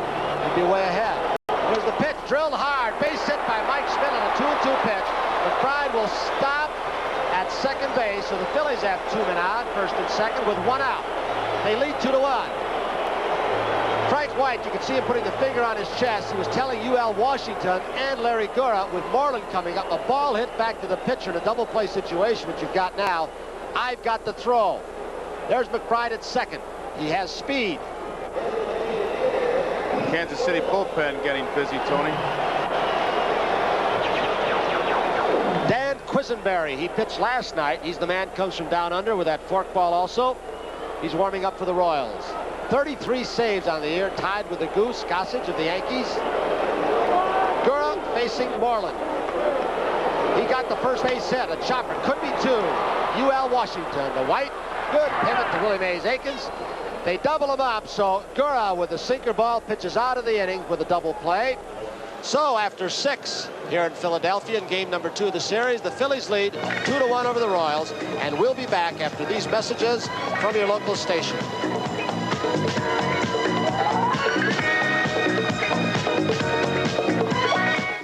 The Phillies 2-1 over the Royals.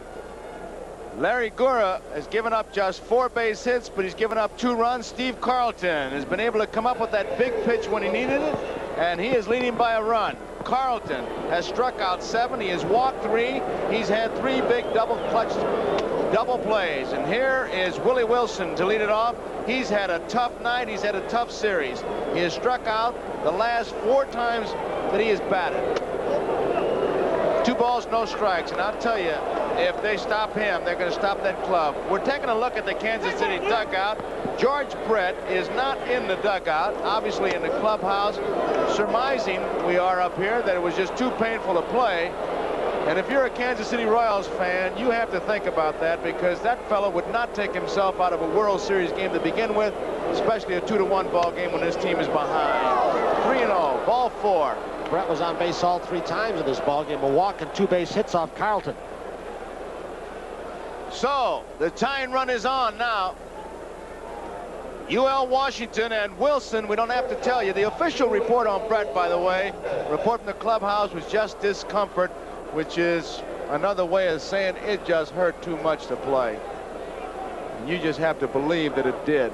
Tough break for the Kansas City Royals, but much like the Houston Astros, when they got some bad breaks, they turned it around. Let's see if the Royals can do it.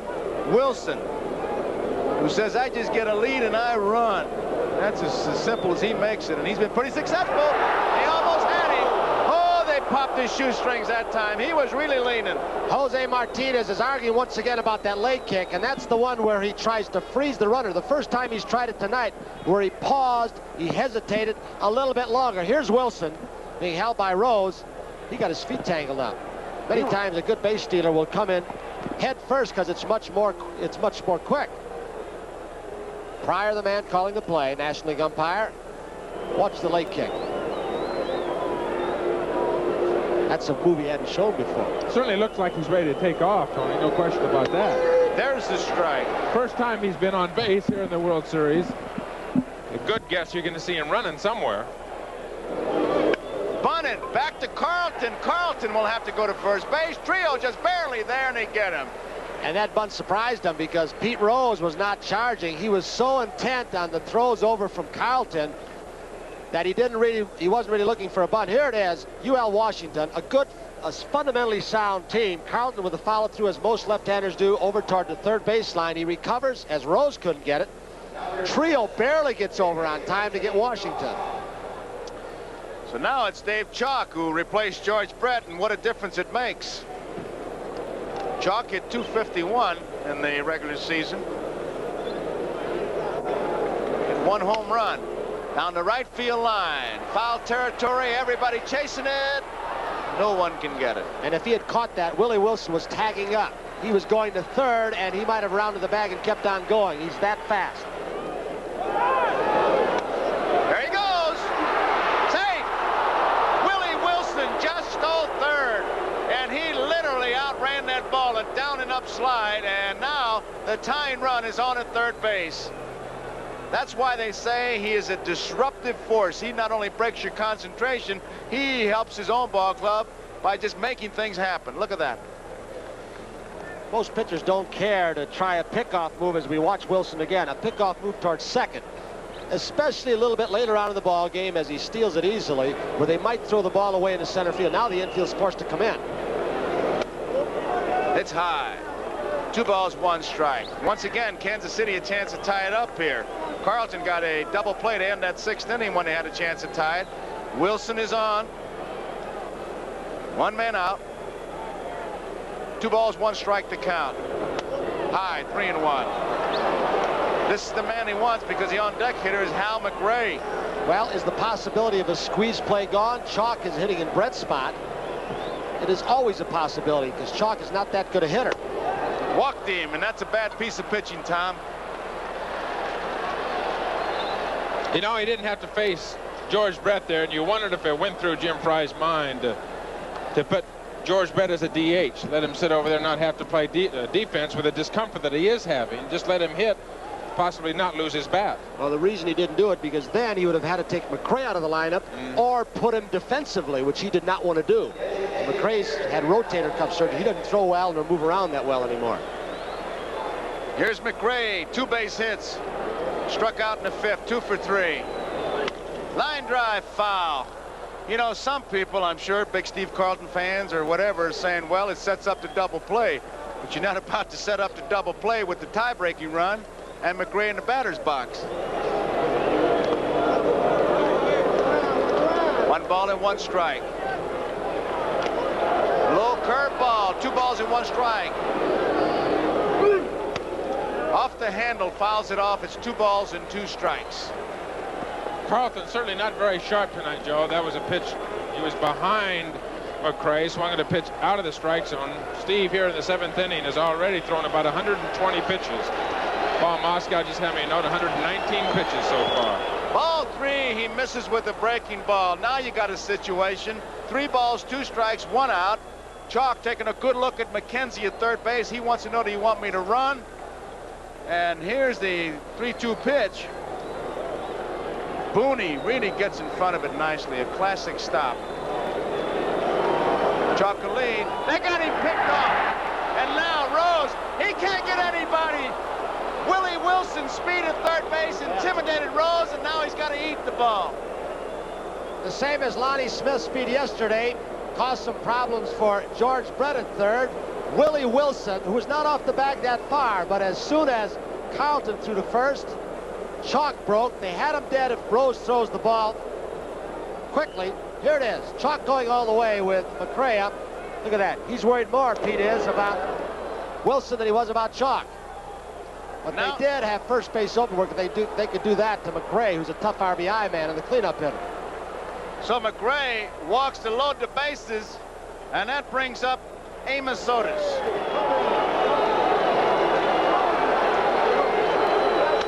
Line drive, base hit down the left field line. 1 run in. Here comes Chalk. 2 runs are in. Digging hard, McRae. They're going to hold him up at third. He's going to have to dive back, and he does. Amos Otis, a double down the left field line. Here it is again. Breaking ball drilled hard. Schmidt with a dive, can't get it.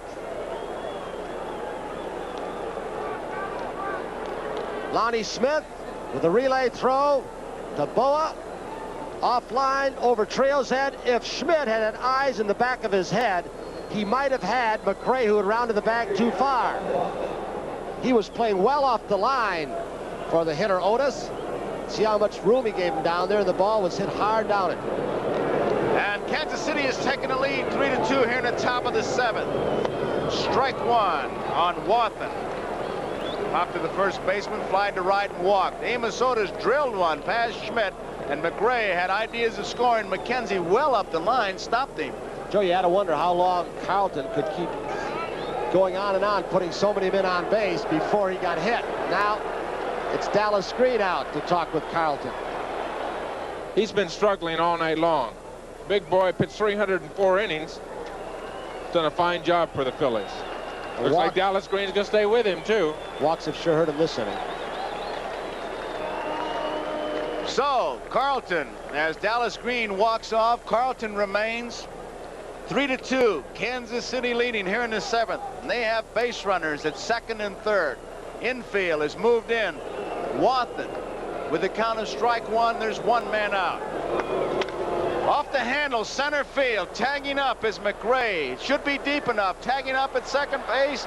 Here's a throw to the plate, and it is cut off. Rose should get him at third. They got him hung up. Otis is hung up, and he is tagged out. Otis very wisely stopped and gotten a run down, so he would not be tagged out before the runner McRae crossed home plate. So the run does count. Here comes the throw. The ball gets stuck in the webbing of the glove of Pete Rose as the run crosses home plate, but Otis, who is going, held up. Very smart base running. That way they could not tag him before the run scored. So we go in the bottom of the 7th. It's 4-2. Kansas City leading the Phillies. A far cry from the tumultuous Game 1, the second outing belongs to the pitchers, at least until the top of the 7th. With the Phillies leading by 1, Carlton's sliders start slipping. 3 walks load the bases with blue shirts, and the series' hottest hitter, Amos Otis, waits impatiently.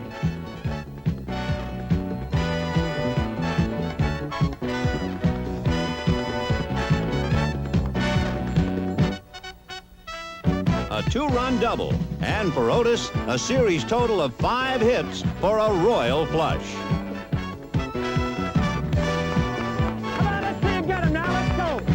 A sacrifice fly extends the Royals' lead, and again the Phillies must stage a late-inning rally. So, there is Quisenberry. You talk about impressive. Just look at that last statistic. Saves, 33. And that's what Kansas City is asking him to do right now. They wanted a tough game against Carlton. They got it from Gura, who was allowed only 4 hits. And now Quisenberry comes in to try to save it with Kansas City leading 4-2.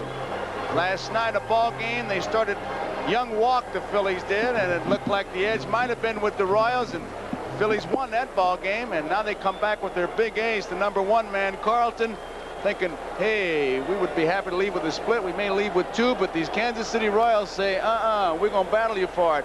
And they may beat the big man if Quisenberry can nail it down. Let's see what happens. Maddox, it's a strike. Well, Joe, he'll come right in and throw you some ground balls. We saw Tug McGraw come in and get 6 quick outs last night. Now Quisenberry's got 9 outs to get. Saved the first game for his Kansas City Royals. Low inside, and it's 1-1. Maddox with a count of 1 ball and 2 strikes. There's a ground ball. Chalk has it. Long throw. In time. Nice play. He'll get a lot of ground balls, and I'll tell you, those right-hand hitters, that front foot's got to be talking to you when he comes from this side. This is a similar type ball that was the first base hit off Gura that George Brett could not get after. He's had some shortstop experience, Chuck, so he has excellent range, and he just showed it on this play. He kind of loops the ball from down under. You can't throw over the top when you're running away from third base that way, so you got to side arm it or throw from down under, more of a sinker ball type throw. So there's 1 away, and here is Manny Trio, who drove in a run with a sacrifice fly. He fly to center field, his other time up. Another ground ball. This one is to Washington. There's a quick throw in plenty of time. Tony, there's a guy sitting in the visitors clubhouse named Ace Kessler, who's been around his baseball some 60 years. He has seen 22 fathers and sons come to a big league clubhouse. We look at Pete Rose. I mean, he was here before Rose was in the big leagues? And Rose and young Petey may come through, and old Ace will be here. He is so excited with his first World Series. Waited a long time as Rose looks on, the catalyst. But there are 2 outs. Quisenberry with that sidearm sinker. Boa, who's in the record books tonight by being the 3rd player, Rizzuto and Maury Wills, the other 2 in World Series history to start 3 double plays.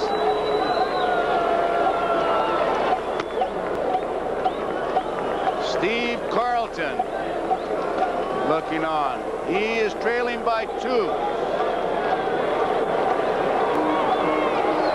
I bet he misses hitting on the DH because he's a good hitter. Bouncing ball, Frank White. Easy inning, 3 ground balls. So Quisenberry came in and did what Fry wanted him to do, throw ground balls, 1, 2, 3. At the end of 7, it's Kansas City 4, Philadelphia 2, and 2 up. It'll be Willie Mays Aikens, Jose Cardinal, and Frank White. 65,775 here. 16 people less than last night. Why didn't those 16 people show up? They're missing a tremendous ball game. Larry Gura and now Quisenberry. Gura gave up just 4 hits, but he was really battling, but these Royals came back to take the lead. Here's Willie Mays Aikens against Carlton. Strike on the outside corner. He walked, singled, safe on an error. He had himself a cut. 2 strikes. Willie Mays Aikens, born during the World Series, the year of the catch, they call it. Now they're going to check the line again and visit a while. There is Pee Wee Reese. When, oh, when is he going to go to the Hall of Fame? How about Louis Aparicio, who didn't make it? It's okay. And Rizzuto. It's okay. And you just mentioned that. What do you mean it's okay? I approve. That they should be voted in? Yeah. Oh, good. It's the first time we agreed all year. They're going to measure it. Look at this. This game may be decided by... Hey, Ron, have you ever done that? I've never had a tape measure. How far back is he going by tape, do you know? Yeah, exactly 36 inches. They usually use a bat for that. Well, it depends on what size bat. Yeah, you ask him what size bat it is and go back. Remember, any part of that foot touches the line, got him anyway. Any part of foot touches the line, he's considered in the box. So he can be 90% out and just part of that size 12 foot hitting the box, he's considered in. Before I let you go, I want to ask you, where did he come up with the slide rule? You know, none of us can see that.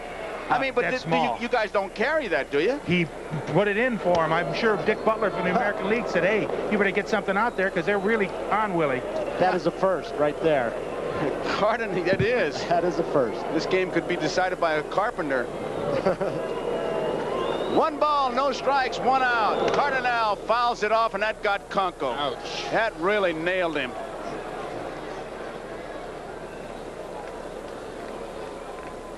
He's got that big balloon protector, but that goes off the mask. Oh, Jocko Conlon used to wear that thing. I think if I was an umpire, I'd wear it. But look at that, right off the mask. Boy, that'll just, if you got cavities or fillings, they're coming out. Boom. Look at that mask move.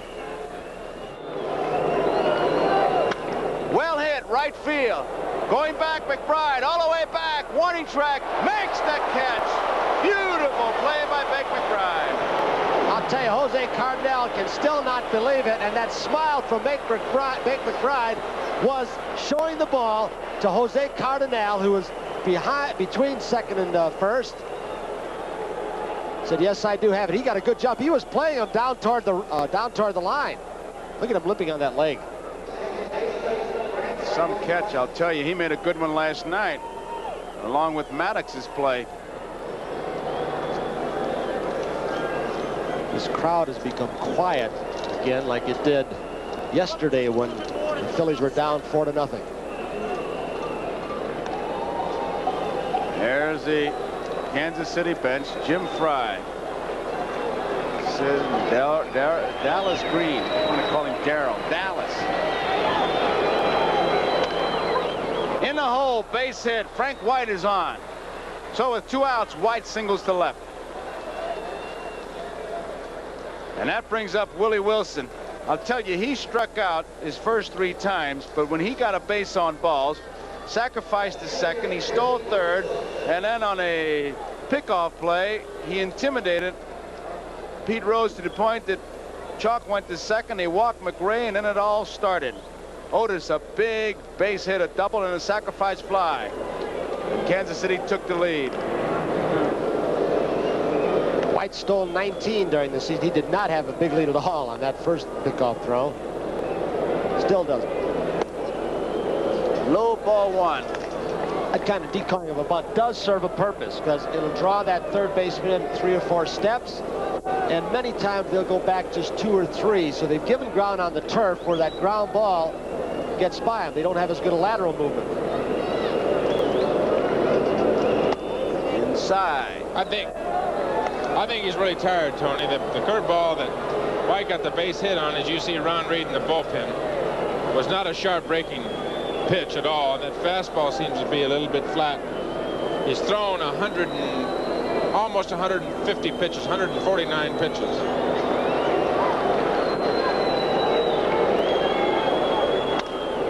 Right to Rose, off his glove. Willie Wilson is on at first base. He's got himself a base hit.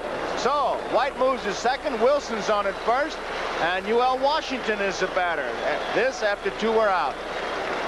I don't know how Pete even got his glove on the ball, holding White, and then he scoots off the bag. Watch this. He is so aggressive. He somehow just managed to get a piece of the glove on it. He did not get an out on it, but that ball is in the corner, and I'm going to tell you, they're going to score from first base on that, and Willie Wilson's going to be on third. Look at that. That ball is going way in the right field corner, and Frank White would have scored. I really believe with his speed. Curveball hangs outside, and it's ball 1. Washington is 1 for 3. He sacrificed his last time up. He moved Wilson into the scoring position. Curveball. That was a lollipop, Tom. You're looking at a tired pitcher right now, and a tired pitcher makes mistakes, Joe. No question about it. Why wouldn't he tell the manager? Tom? Why wouldn't a catcher tell the manager? If he asked me, I would. Exactly. 2 balls and 1 strike. Good stuff on that one. 2 balls, 2 strikes.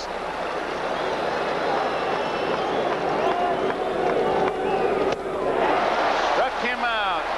UL Washington is out on strikes. That ends the inning. So the scores, we go into the bottom of the 8th. Kansas City 4, Philadelphia 2. You know, Willie Mays Aikens led off this inning, and I thought about Willie Mays. There was a great catch in right field by Bake McBride, and I thought about Willie Mays. 1954, the year of the catch. Let's join Mel Allen for a flashback.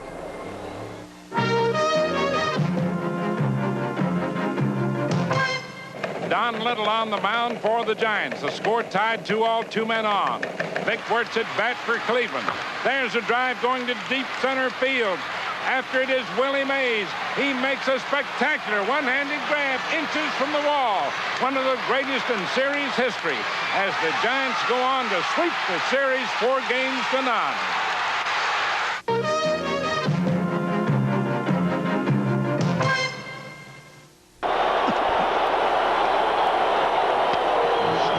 Strike one. Pete Lecoq is the new first baseman.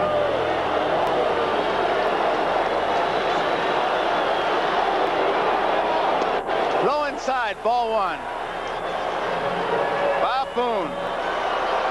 Bob Boone, 1 ball, 1 strike. Line to center field, walk. Crowd reacting.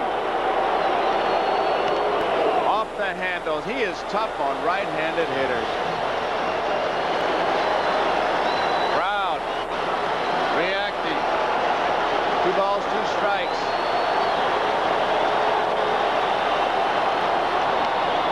The handle. Quisenberry trying to nail it down for Kansas City and Larry Gura.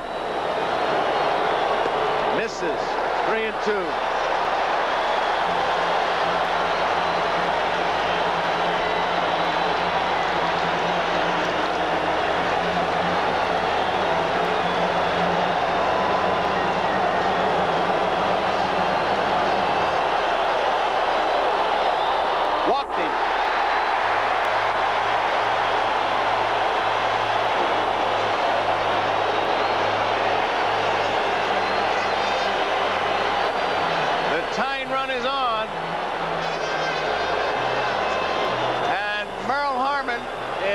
Report on George Brett. Let's go to Merle. All right, Joe, the report is that George had suffered a great deal of discomfort as a result of the hemorrhoids. The trainers were working on him. Jim Fry took him out of the game. He did not take himself out. At this stage, we don't know if George will be playing Friday night or not. Possibly more news on that at the end of the ball game. Joe? Okay, Merle. The roar for Dale Unser, who was the big hero in that championship series. His father, a former major leaguer, is here watching the game. And I'm sure all of Decatur, Illinois is watching it. And this is the test for Quisenberry right now because he'll face Unser, Rose, and McBride, 3 left-handed hitters. This Rose, a switch hitter. And left-handers give him a little bit more trouble.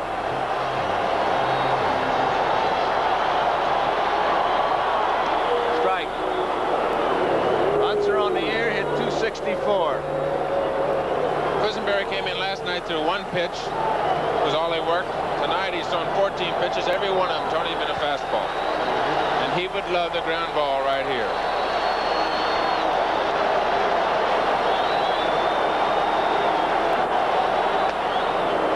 One ball, 1 strike. Including the championship series, Unser hitting at 317. 1 for 3 in the playoffs as a pinch hitter. Left center field, another base hit. Bob Boone digging hard all the way to the wall. They're going to send him in. It'll be 4-3. Listen to the crowd.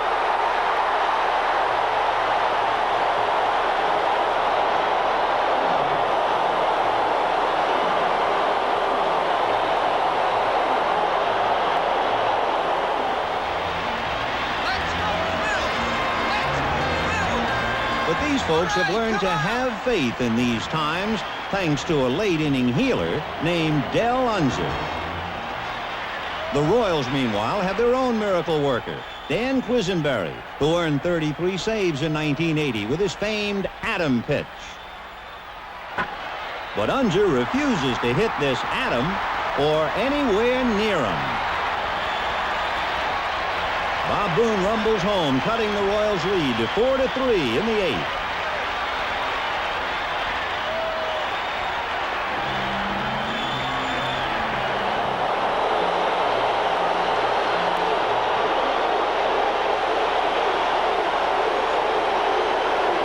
Here's the left-hander, Unser pinch hitting.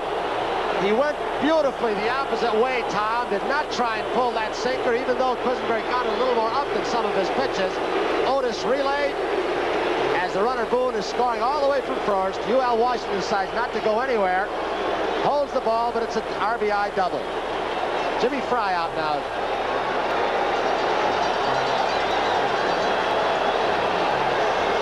Now Pete Rose wants to pull the ball to the right side. Get Unser into third. Pete might even try and drag a bunt. There's Fry retreating to the dugout. But Pete's got to get him over. First and third, they're in tight. Nobody out. 4-3, Kansas City leading, bottom of the 8th. High chopper, Lecoq makes the play at first base. And just as Tony said, Unser moves to third on the bouncing ball. The old pro shows how to move a man. He just tried to get that head of the bat out in front. Lecoq was playing very shallow in case Pete tried to bunt. Quisenberry over as his white, but Rose does the job. Interesting there, Tony. You look at him as he crossed the bag. He's looking back over his shoulder to see if the runner's at third base. That's really the only thing Pete cared about there. For a minute, it looked like that ball was going to bounce over Lecoq's head. Trying to do his job, almost got a base hit out of it. So there's one out. Unser, the tying run is at third, and Bake McBride is the batter. He's 0 for 2. One of the interesting stats about Quisenberry this year for the Royals, he entered 38 games when the Royals were ahead, and he kept it that way in every one but 2 games. See if he can do it here. High chopper, base hit.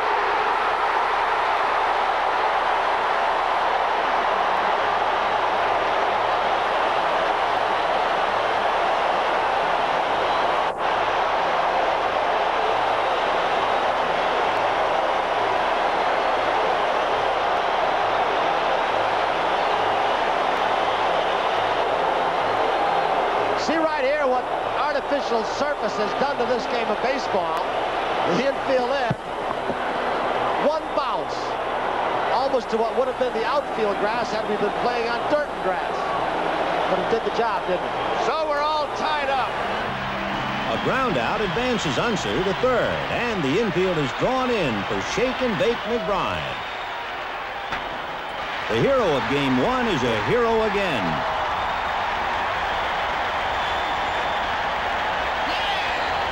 The game is tied 4-4, but the Phillies aren't done yet with their big gun Mike Schmidt at bat.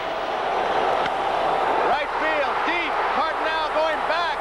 That's going to be off the wall. It is. Bake McBride digging hard. They're going to try to score him. Here's the throw. Not in time.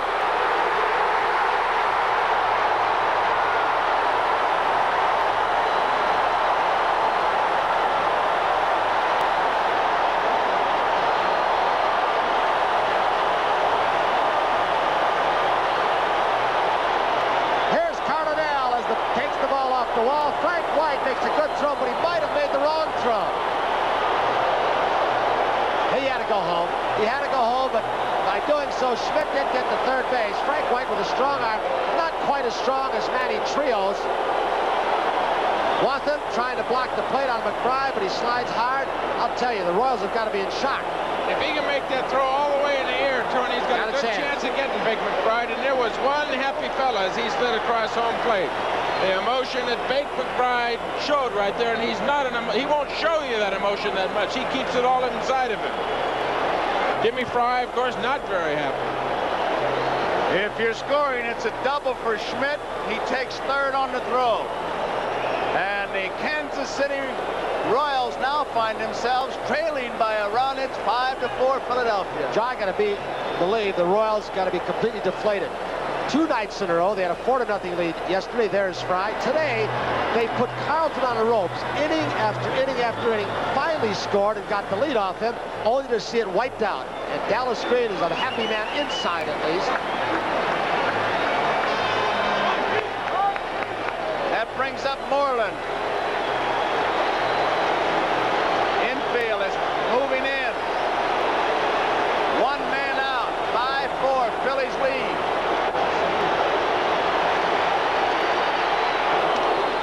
Base hit. 6-4.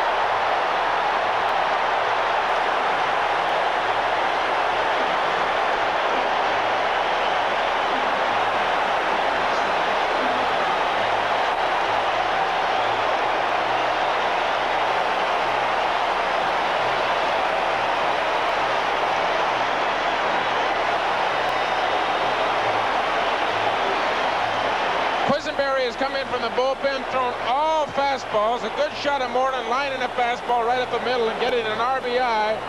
And there's another young, happy fella.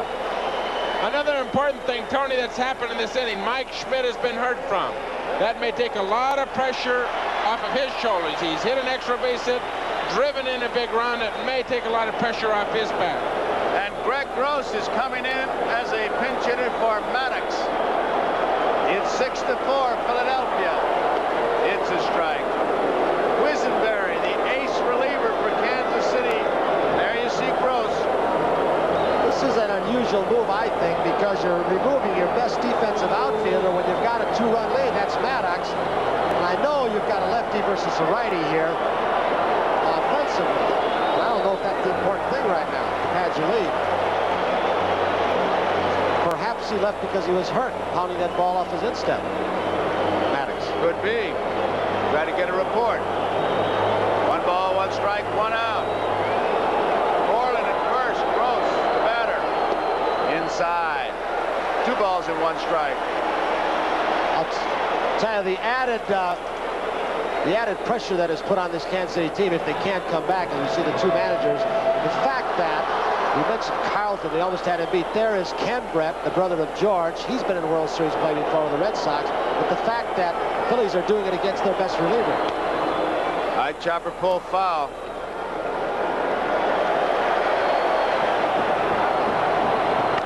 Bouncing ball. Washington 1, White 2, double play. That ends the inning, but a good inning for the Phillies. And listen to these fans. It's 6-4 at the end of 8.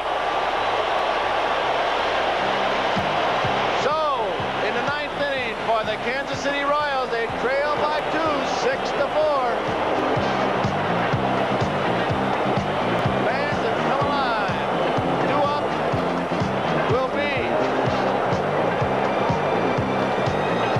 Dave Chalk, Al McRae, and Amos Otis.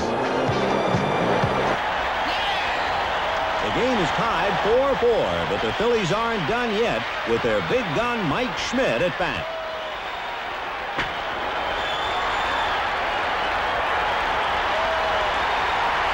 It's one right fielder against another. Save! Save! Save! Once again, the team that wouldn't die saves its best until its backs are against the wall. Another run gives the Phillies a 6-4 8th inning lead and puts Ron Reed in a position to save it for Steve Carlton. Top of the 9th inning, Philadelphia leading 6-4, and Greg Gross goes into play left field. Del Unser, who got a big double, is in center field. And the new pitcher is Ron Reed. So Steve Carlton leaves after 8 innings. Carlton struck out 10. And the last pitcher to strike out 10 or more in a World Series game was Tom Seaver with 12, 1973. There you are, Tom. Did you know that? All right. You caught me by surprise. I didn't have the slightest idea. That rag arm you got, I don't know how you could accomplish it. So we got a pinch hitter coming out. Porter, Darrell Porter will be the pinch hitter for Chalk.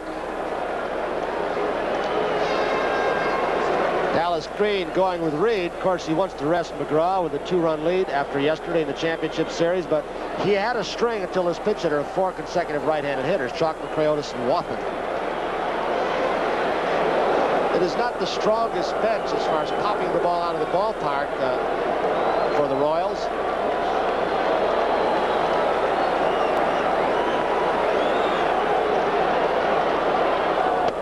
Fastball is high. 1 ball, no strikes. Well, there'll be all kinds of things about it. Did you lose the first 2? How many teams have done this and done that? I can go back to the last time we did a World Series. What happened? There's a strike. The Yankees and the Dodgers, and the Yankees lost the first 2, came back and won the series. Tom Lasorda, who's sitting right down there, will remember it. Porter 0 for 2 in the ball game yesterday, but he did walk twice. Misses.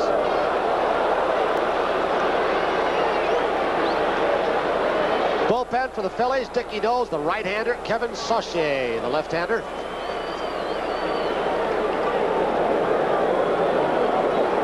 Here goes Marlin. Normally a catcher, he's been DH, and he's going down to help out. Fire starts, he wants to get the blankets. Off the handle, out of play. 2 balls, 2 strikes.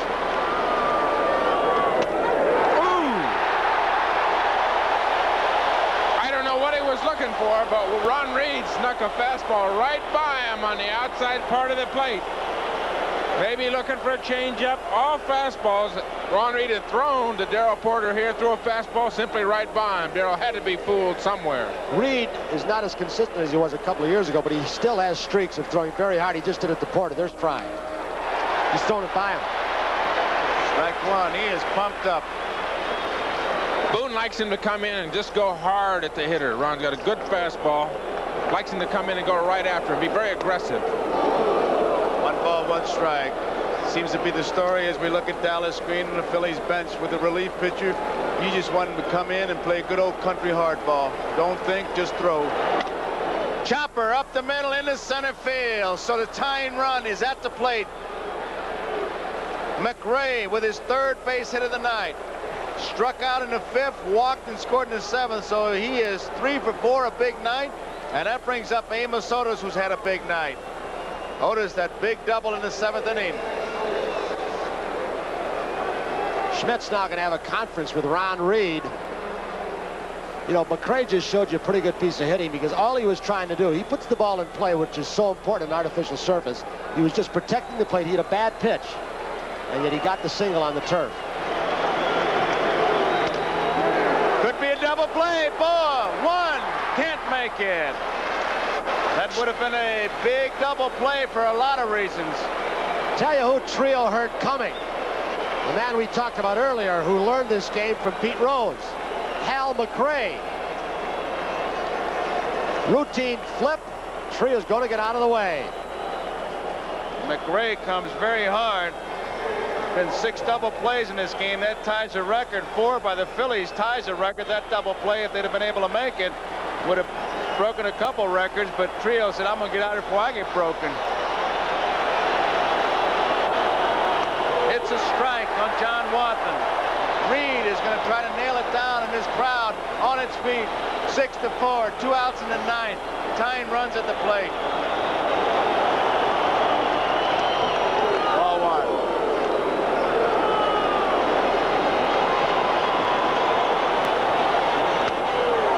Strike 2.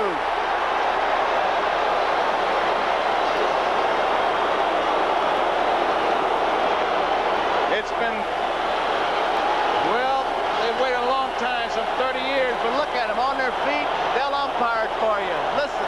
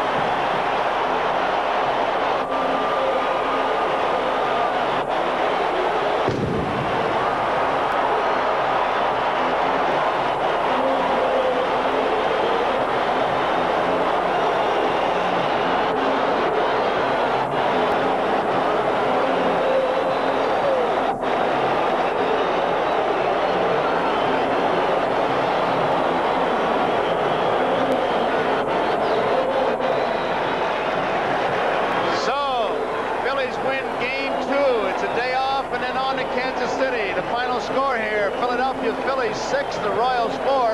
The winner was Carlton, the losers Quisenberry. Schmidt gets a game-winning RBI. And Merle Harmon is with Jim Fry. Let's get a report from Merle Harmon on the Royals, especially George Brett. Merle? All right, Joe, Jim Fry here, and George Brett left the lineup. When a player of George Brett's magnitude leaves the lineup, you're going to get hurt. What about George? Will he be back? Well, we hope he can be back. I tried to get him out of there before it became too severe. It was starting to bother him, and I told him before the game that if it was bothering him to let me know. He came out of there. We scored, and we had the lead after he left the ball game. All right, now, what's the routine for him tomorrow? Will he undergo treatment in Kansas City? Can he come back Friday night? Well, we're hoping so. It's one of those things we have to wait and see. Day by day, we're hoping that the treatment for the next couple of days will help him. All right, Jim, now your backs are to the wall, so to speak. You're going home. What's the home field advantage in Kansas City for you? Well, I think it's going to be an advantage for our ball players to have the crowd. You could see the crowd reaction here tonight. I think it helps. If you remember last year, the team that won the first two didn't win the series, so I'm hoping the same thing happens this year. All right, Jim, good luck to you. We'll see you in Kansas City. Back to you, Joe. Okay, Merle, our thanks, too, to Jim Fry after a tough loss to stop to tell us. We'll be back with more from Veterans Stadium, but there's the final score, 6-4. Philly fans just can't wait to move on. Kansas City, here we go. Phillies on the move. Kansas City. For the first time ever, a Phillies team has 2 wins in a World Series. It's now on to Kansas City, and Philadelphia fans don't care if they ever come back.